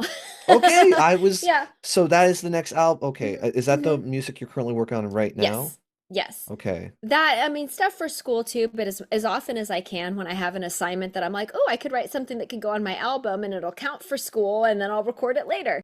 I try to do that when I can too. I mean, why not write something that I really mean instead of just checking a box for an assignment, right? It's fun. It's genuine that way. And I mean, Mm-hmm. I'm just I don't know if you could tell. I had this is awesome. This is a great time. This is definitely a great episode. I Oh, definitely hope we stay in contact. And the oh, moment comes out, 100%. please let me know. I'll Oh, pay for it. I will definitely. support an artist. I will. You're so kind. I wish everybody thought like you. No, definitely. We have to stay in touch. We're buddies now. You hear that, guys? We're friends. She's not just saying that because we're on a recorded conversation episode. She actually said that. We've covered a lot of territory. Yeah. Man, do you usually get this kind of deep with podcasts or you It know? totally depends on the other person. It's like I feel like I'll go as deep as people want to go, but a lot of times people They don't want the want to surface have, stuff. They want just yeah. like Or maybe it's just not the vibe of their podcast. And what's interesting, what I really like is that we got to touch on stuff that I haven't necessarily talked about before. A lot of times you do interviews and it's kind of like, variations on a very, very similar theme. And again, I'm very grateful people want to chat with me. And at the same time, it is fun when people want to go a little bit deeper. When people actually put in time to like say listen to the album first, it means that you get to have conversations about things that aren't just rehashing, the same old exactly. stuff. And that is the reason why I do this cast. I want to know exactly what came from this beautiful haunting song. I want to know Mm. what you yelled at those guys doing cocaine here. I want to know. This is like again the very specific things I gotta Yeah. know about. So no, this has been I think it rad. was a stream of obscenities that was yelled at the guys who fully deserved it. Plot twist, guys. Just you know what? I think if anything, the general lesson this episode is just ask if you need to do cocaine in the room. Just like, hey, can I just no, not now, maybe Or when you're gone. Okay, just ask, actually, and even I even go a step further and say it's never okay to be in Zepparella's dressing room if you're not in Zepparella or have not been escorted into the dressing room by one of the band members. Sorry, fans. Just like, hey, Just I think people I don't know what people think our dressing rooms look like, but it's not like a hangout spot. Most dressing rooms are not even clean. probably like closets. They're kind of just like again one table and like Yeah, it's like it's like we barely have space for ourselves or our stuff, and people are trying to like get in there and like tell us that they had fun. It's like, I'm so glad you had fun. I can always predictably say that if you meet any of my bandmates in any situation other than coming into the dressing room when you haven't been invited, they're the nicest people in the world. If you come into the Zepparella dressing room uninvited, you will see a side of Zepparella that you never see any other time. It's a very small amount of personal space and privacy we get at a gig, and it's sacred. Sorry, fellas, not invited unless asked. So I think that's some solid advice. I dig it. I love it. We're getting. I think it's fair. I think we had talked a lot, but there are still some questions I wouldn't mind asking. I think, Let's do it. Let's do it. Want to do rapid fire? yeah, a little bit of rapid fire, and then I think we'll get you out of here. I don't know if you can tell, the audience is screaming encore. So we got some fan favorites, Oh my and God. then you guys gotta get to the next gig, okay? So. Okay, if you're still here, thank you for listening. Oh, honestly, shout out to like the people who do commit. I can see Mm, statistics on YouTube, mm. and you the real one if you got here. Like if you're listening on YouTube, comment and be like, I'm still here. Put your favorite emoji right there. Bam. I feel like we got to And give him something really good now. I think this is great. I love asking musicians this. You got a guitar Mount Rushmore. You only Mm. got four heads, and we're talking about all eras. Who's going on there? I saw this question and I literally double checked to make sure Mount Rushmore was 4 and not 5 to make sure I didn't get more. Exactly. Just got a little growth on the back of Lincoln's head. Yeah. Yeah. Um, Django Reinhardt, Jeff Beck, Steve Morse, Daniele Gottardo. I happen to be married to Daniele, but he's insane. Oh, If there you you have go. if you have not heard Daniele's music, his level of musical beauty and brilliance is unparalleled. How do you spell his last name? Gottardo.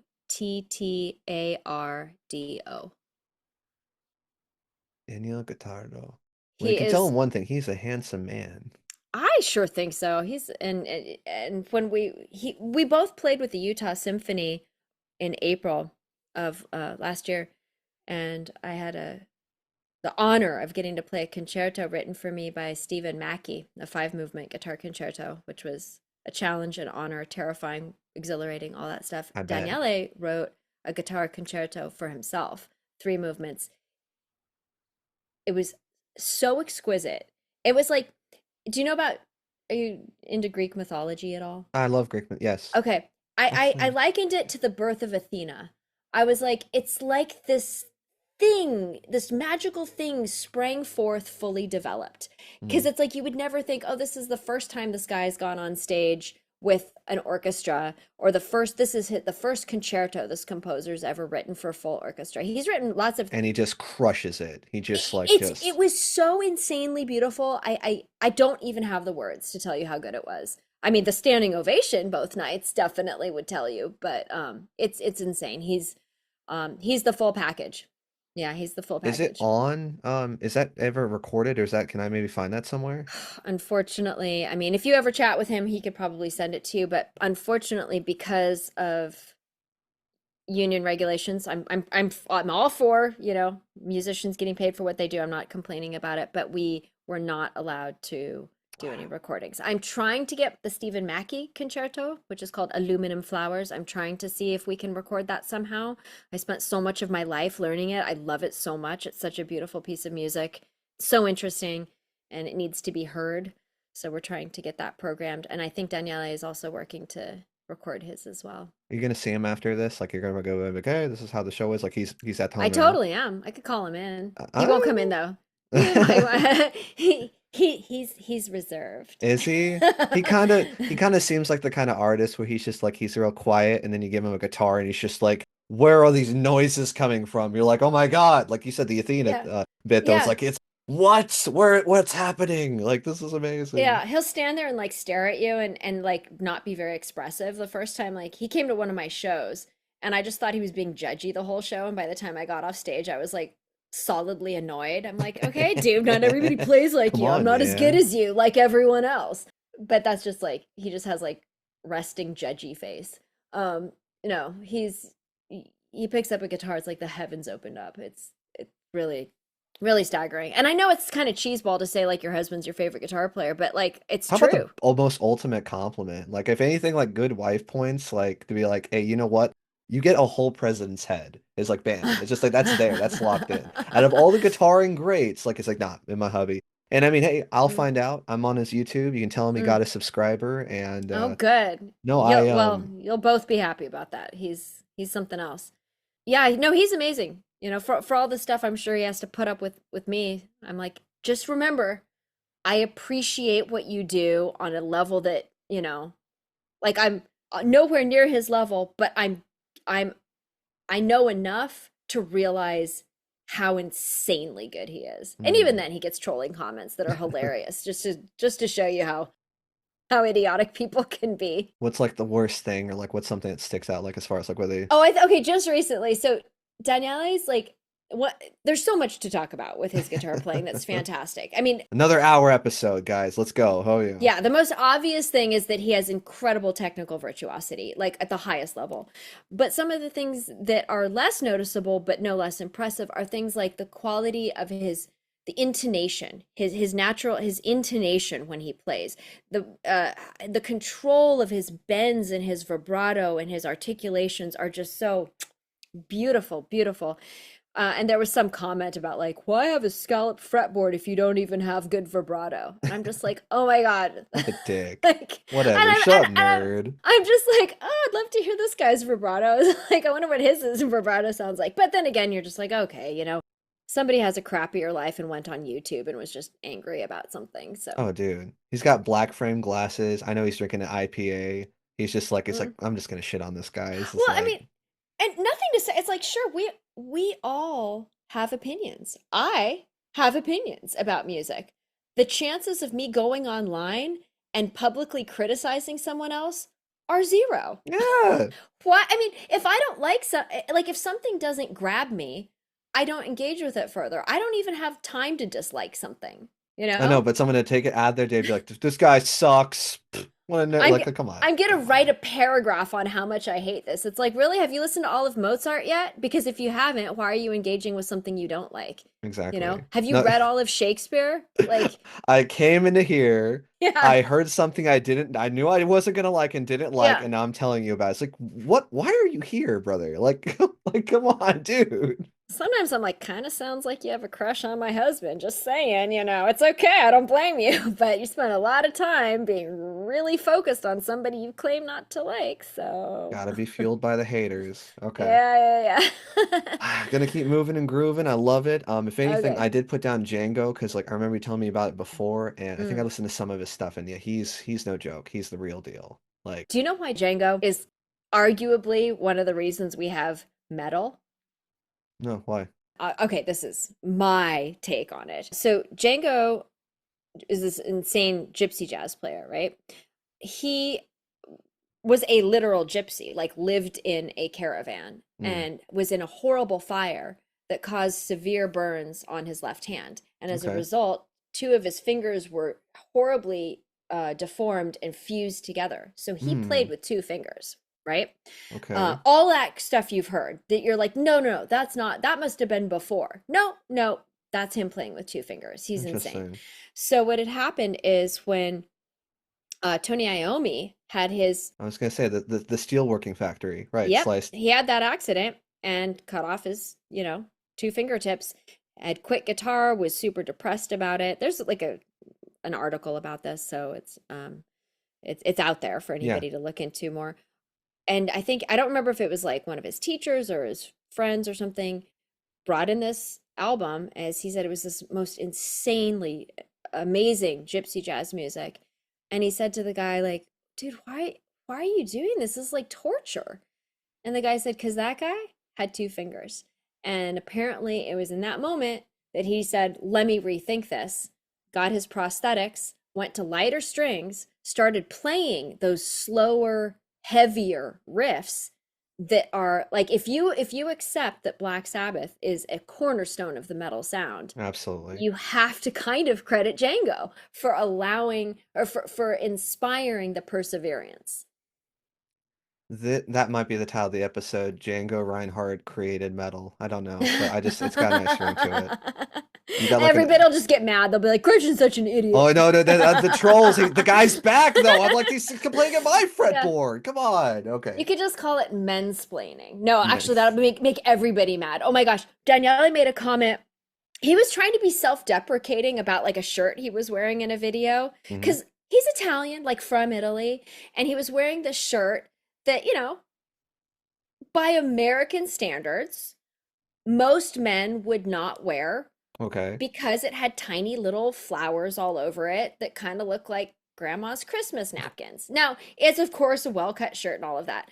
But behind closed doors, I kind of like, in a sweet way, we tease each other. And so Of course. I kind of teased him about the shirt. So when he posted the video, he said something about like he bounced it off me. I'm like, I don't think you should say that. Like people never like on the internet, it's like people, it's just you're just gonna upset people. You're Like gonna say one thing exactly. You got someone and calling you and to he get said canceled.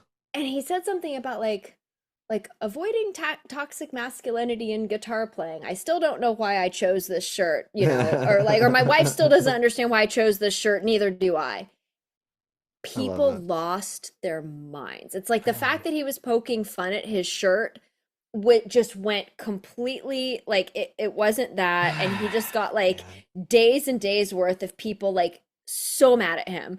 And I was like, you're a grown man, you can post what you want, but don't want to say I told you so. Gotta be But careful when you kick the if beehive, you, man. yeah, Gotta be it's well, careful. I mean, if you're trying to be provocative, like, okay, that's what you get, right? But I think I'm just end of the day, like I, I want to do no harm. I play music. I don't want to hurt anybody. I don't want to make anybody feel judged or bad about themselves, you know? So that's why sometimes, like, of course, I've got this internal smartass that's constantly commenting. And then it's like you self-censor because you're like, people are going to hear that wrong. They're not going to realize you're joking. They're going to think you're coming from the worst possible place.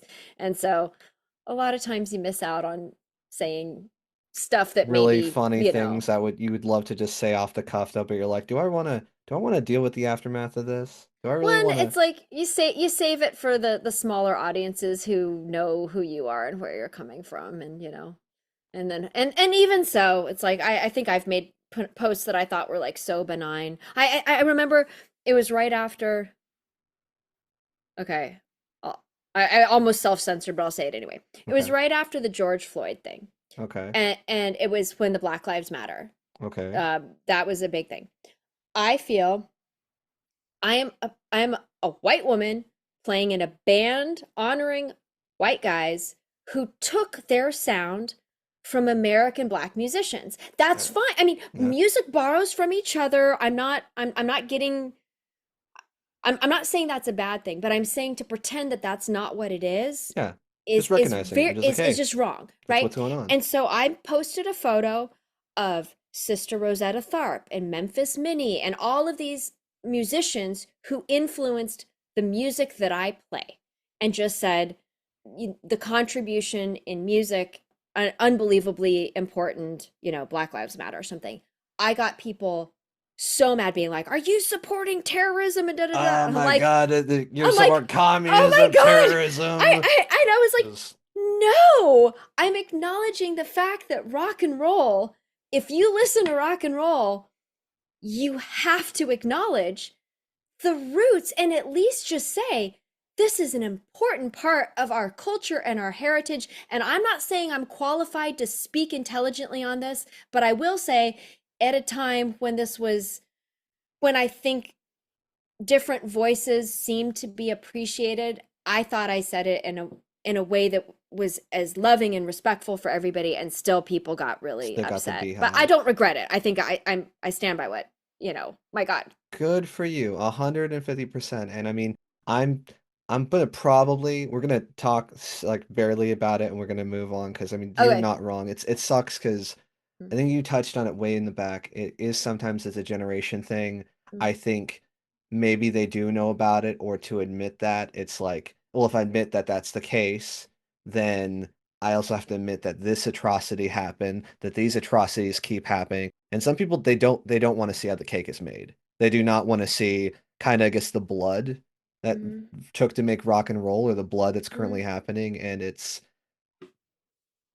I'll just say it. I'm married. I'm in an interracial relationship. I'm married to a black woman, and because I said that, I got the same thing. I'm like, guys, I'm supporting my wife, and people got so tickled about it. It's like, God, Mm-hmm. like I hear what you're saying. I hear what you're saying. I hear what you're Mm-hmm. fighting for. But it's like, do you know like really how bad you look? But you're like, I black people matter, but you're really fighting for the butt, man. It's like, dude, are you okay? Like, what are you doing, man? So I. Yeah, in a way, I recognize the counter argument towards me would be like, oh, you're coming from such a position of privilege, because I think there are people who unquestionably live in dire, horrible circumstances who happen to be white. I'm not saying that that's what anybody thinks. I'm not speaking to how any other person thinks, but I think the point is well said. What was it? Somebody said something like, it isn't save the whales and screw all the other sea creatures. It isn't that. It's like, let's bring focus to something that needs attention now, but it doesn't mean like, Everything else sucks. Exactly. yeah, everybody else is terrible. Yeah. It just like it matters. Not it's the Mhm. best, not it's supreme. It just that it matters. That's it, man. It seems like very little to concede, really, right? It does not seem like it should be contentious. And with that, we're gonna move on before I alienate the right there. With that, we're gonna get more people mad. If I made you mad, it wasn't my intention, but I don't know. Like, geez, you know what? No, I'm not gonna kowtow to that. Yeah, absolutely. Yeah, screw No, you. no, no, Yeah. no, no, no. Come on, yeah. There you go. No, okay. We got a couple more questions, and Mm, then I think I can get you out of here okay. though, because if you man, that's the only thing you gotta be careful. You stay here, we get one conversation, hours go by. I think the longest I had was like Mm, a 3 hour episode, and the guy's like, mm, dude, I didn't even notice the clock. It's like, yeah. all right, got the Mount Rushmore, hit the crazy stories about Zepparella, Mm. talked about that stuff. What's your favorite Zeppelin song to perform? A lot of times it's like if we have something that's new and really fun, sometimes the novelty will bump something up for a while. I can say I always enjoy Dazed and Confused because I get to do a lot of different things in that one. Yeah. I like spots where I get to improvise a little bit.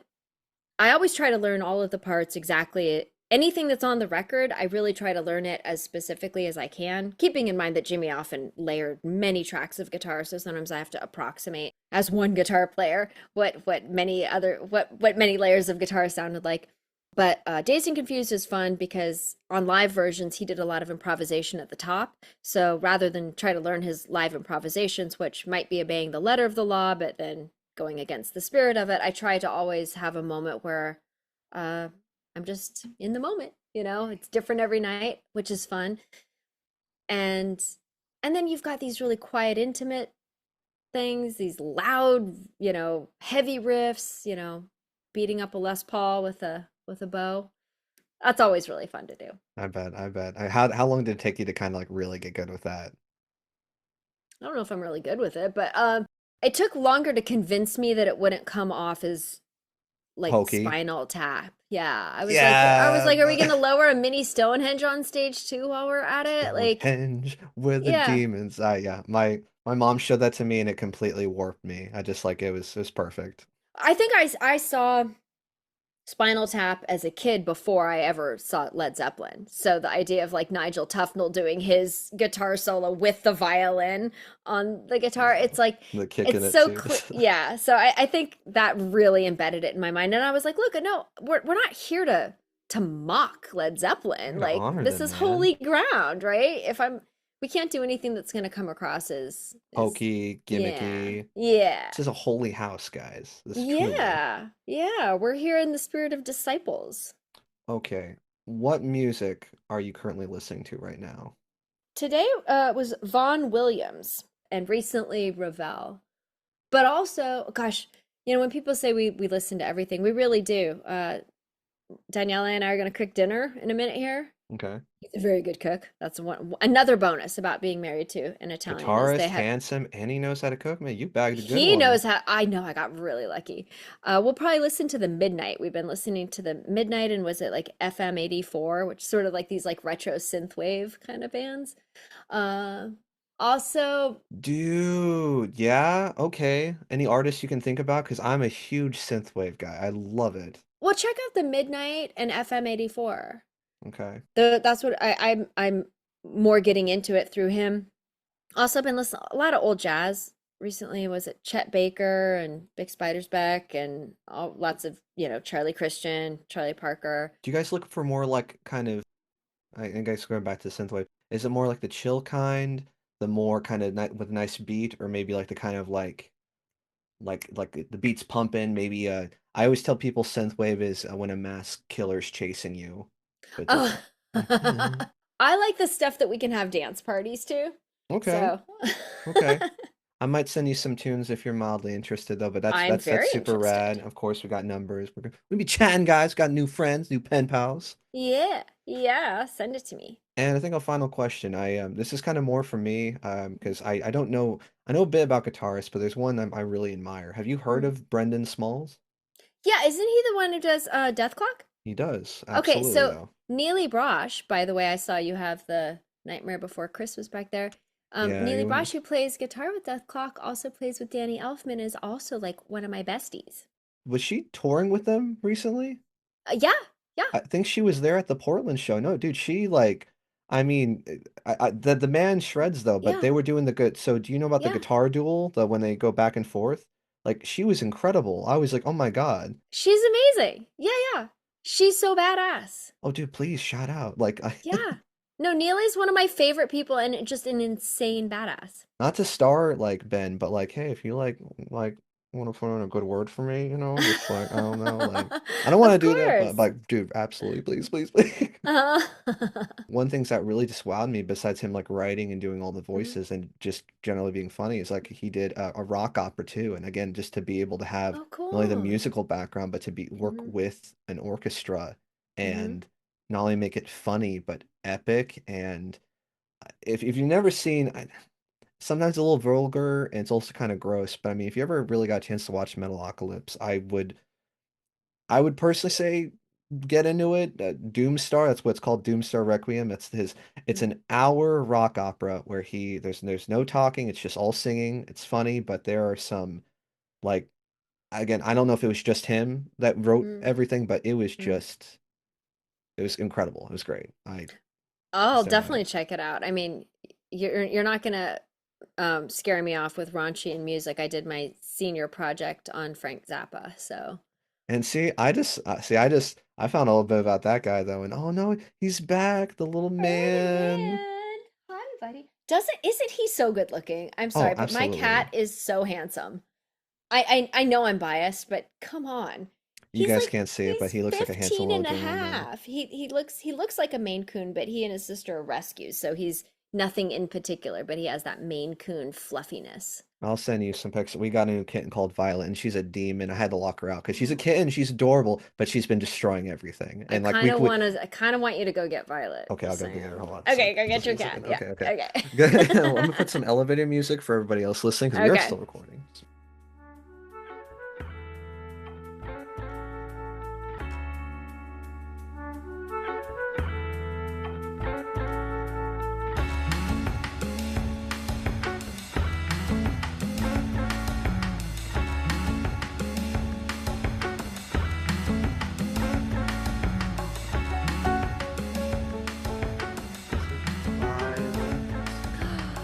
Yeah, baby.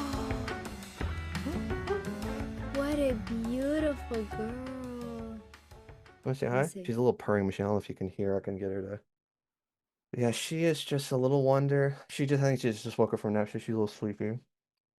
But she is a little darling. Oh, how old is she? She's I beautiful. think I started something. Now she's gonna climb all over thing, but How old is she? oh here, okay. Now she's walking on the desk. What are you doing? Yeah. No, she's sweet. She just has a problem with attacking everything. Is she a teenager? She actually was born last October, so she is Okay. literally a little baby. You want to say hi? Oh. Want to say hi, baby? Hi, Violet. Oh my gosh, with that belly up thing. Oh She yeah, is dude. so She's pretty. and it's funny when I do editing, recording, she just like squeaks too, though. She's a little so and so. Oh. Is she the only cat you have? I haven't. So funny you mentioned about the 16-year-old. So we had a 7-year-old named Gabby. She was our first cat. We had to put her down last year. Cancer. Oh. It was super Oh. rough. But we have Oh. another black cat named Midnight. She's still here. Oh. But I was like, let's just get another black cat, and we were thinking about getting a third one. I told Mm. my wife if we get a third black cat, we're now a coven of witches. It's official. It's just like that's Oh what exactly what's yeah. happening. Yes, yes. Mhm. When shall we three meet again? Mhm. Um, There you go. I was born into a house with two black cats, so they're extra near and dear to my heart. Oh, they're so sweet, and sometimes they're silly and kind of stupid, but they are just the sweetness of that. Like, Oh, yeah, she she's was. Oh, adorable. dude, and she's definitely a fan favorite though. Every time we got people over here, she's always squeaking, always talking though. But Oh. she's a sweetheart. Ordinary people, extraordinary stories, guys. Where we talk about kitty cats and death metal. It's a beautiful, beautiful combination. I don't think I have anything else to go over. Seriously, Gretchen, this has been. I really appreciate this. Again, not trying to get too transparent, but it's been a minute since I've recorded new people, Mm. and always get a little nervous. Am I a good host? Am I being funny? Am I being weird enough? You were a great transition, and I only can hope I can skyrocket, get more people, keep the Oh. same energy. So seriously, thank you Oh no, for it's such a joy to talk with you. vibing it And up. you should never be nervous. I mean, my gosh, 2 hours flew by in the blink of an eye. No, Um, it's I think that's and again, I hope I don't sound pretentious when I say like an artist, but it's I'm definitely somebody that was trying to find like my voice, my guitar, like find my mhm, thing, and I think this could be it. It's just I have just a love and an appetite for just people and deep, insightful conversation. And again, mhm. if it wasn't just for a circumstance and moving out here, I would have never done this though. So this has been, I think it'll be 3 years this year I've been doing this, and it's just been. I only can Nice. hope we can keep growing, keep it big, and yeah, we Yeah. love to have you back Yeah. on. But Oh, absolutely. And I have wonderful friends and people I know too who I could definitely recommend to you. So I'll send some good folks your way if you like. and this was totally not a psyop or like a long game to actually get those friends. This was a totally plutonic and natural thing, guys. You This had was no intention not of interviewing me. You just wanted to exactly. get to my cool friends. I don't blame you. They're awfully cool. It's because I actually knew about your friend guitarist as Brendan Small. It was a trick question. Okay, Your yeah. social security number starts with 1 2. I'm just kidding. And I'm sorry if that's actually what your social No, stands. thank God. No, my one. What do you think? I'd like 900? No. Oh my gosh.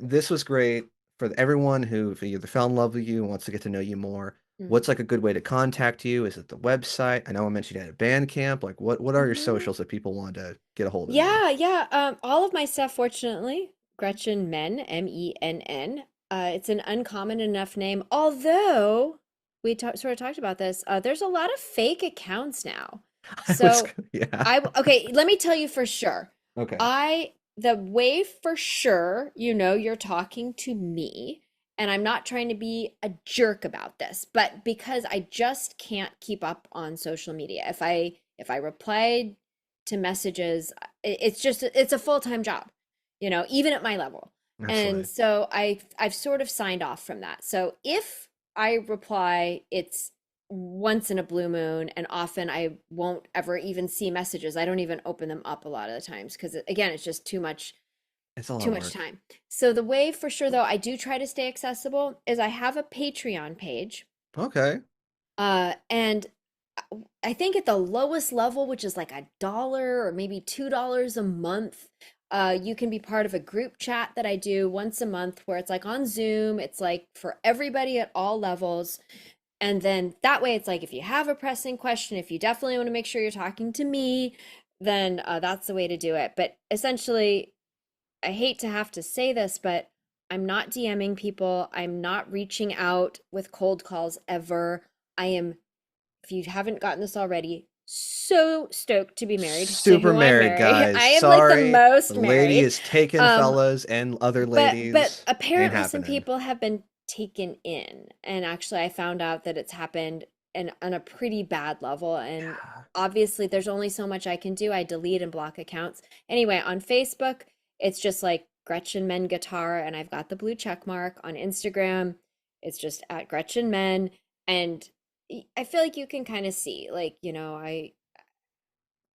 the I don't test, know. guys. If Gretchen Menn is It links from my website. Go to my website, gretchenmen.com. There's links everywhere. That's the easy way to do it. There what you you go. got, literally GretchenMenn.com. There it is. There's a Patreon. She's on social media. She's got YouTubes. I'm definitely gonna put, if you guys are interested, Mm, Abandon All Hope. I'm gonna find that on YouTube. I'm putting in the comments. It's a great right. listen if you guys just wanna, Mm. again, just vibe out, veg out, and just kind of go down a rabbit hole of emotion and Do music. it on Bandcamp because Bandcamp. Bandcamp is higher resolution, so it'll Okay. sound better. There you go. I'll put Bandcamp instead. We'll do that. Yeah, well, you can also listen to it. I think you can listen to the whole album like a couple of times. You don't have to buy it right away. But then if you like it enough and you do want to buy it and support, the good thing about Support local artists. well, I mean, I always say books and music, books and albums are like the best bang for the buck in that they are art that is in no way like monetarily exclusive.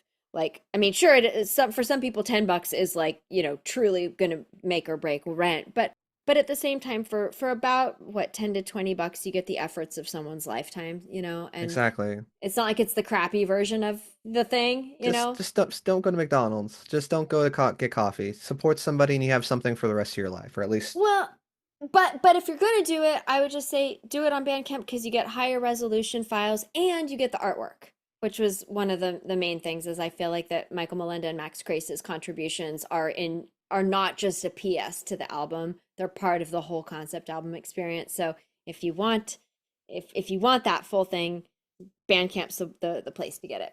GretchenMenn.com, Bandcamp, Blue Check. Sorry if you hear that. That's my cat. She's destroying my furniture. She's so cute, so full of energy. Yeah, honey. That's what I'm trying to IKEA's say for. goodbye. Oh God, she wants. Oh God, she wants love. She's looking at me. Okay, I understand. I understand. Go give her love. We have guys. these blessed moments with these amazing creatures, and we determine the quality of their lives.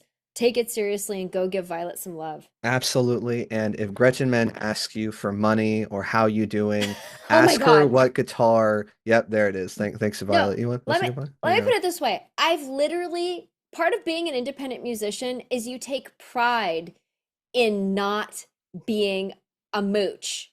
I've Yeah. never asked my parents for money since I graduated.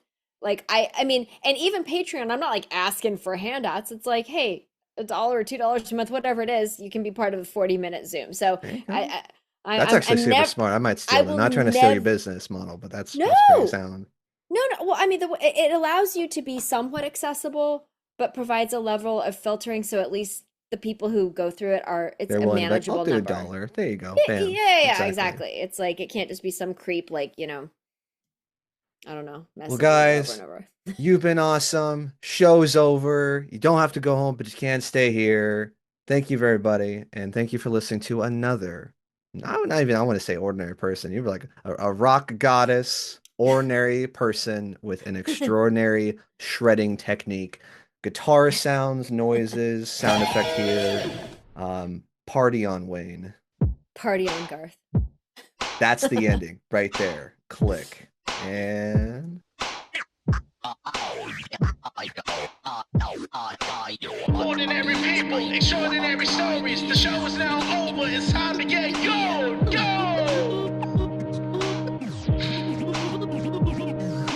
Ordinary people, extraordinary stories. Time for shut eye. Get your ass to the snoring. Yeah. Ordinary people, extraordinary stories. Trishy went to bed, but Truggy still flowing. Ordinary people, extraordinary stories. The lights are going off. This microphone I'm throwing. You know it. Thanks everybody for listening to another episode of Ordinary People, Extraordinary Stories. If you're interested in supporting the channel, please click the description below to look into our Patreon. I want to give a shout out to our exclusive patrons who've been donating to the channel. Again, I want to give a shout out to Courtney, Tamsin, and Richie. Without your help, we wouldn't be able to make these fine episodes, so thank you again. And for anyone else that's listening that believes they or they know somebody who has a very extraordinary story to tell, please feel free to email me at OPESpodcast@gmail.com. That's OPES, acronym for Ordinary People, Extraordinary Stories, OPES, podcast, one word, at gmail.com. I'm looking forward to hearing from you, and again, thanks for listening, guys. Take care.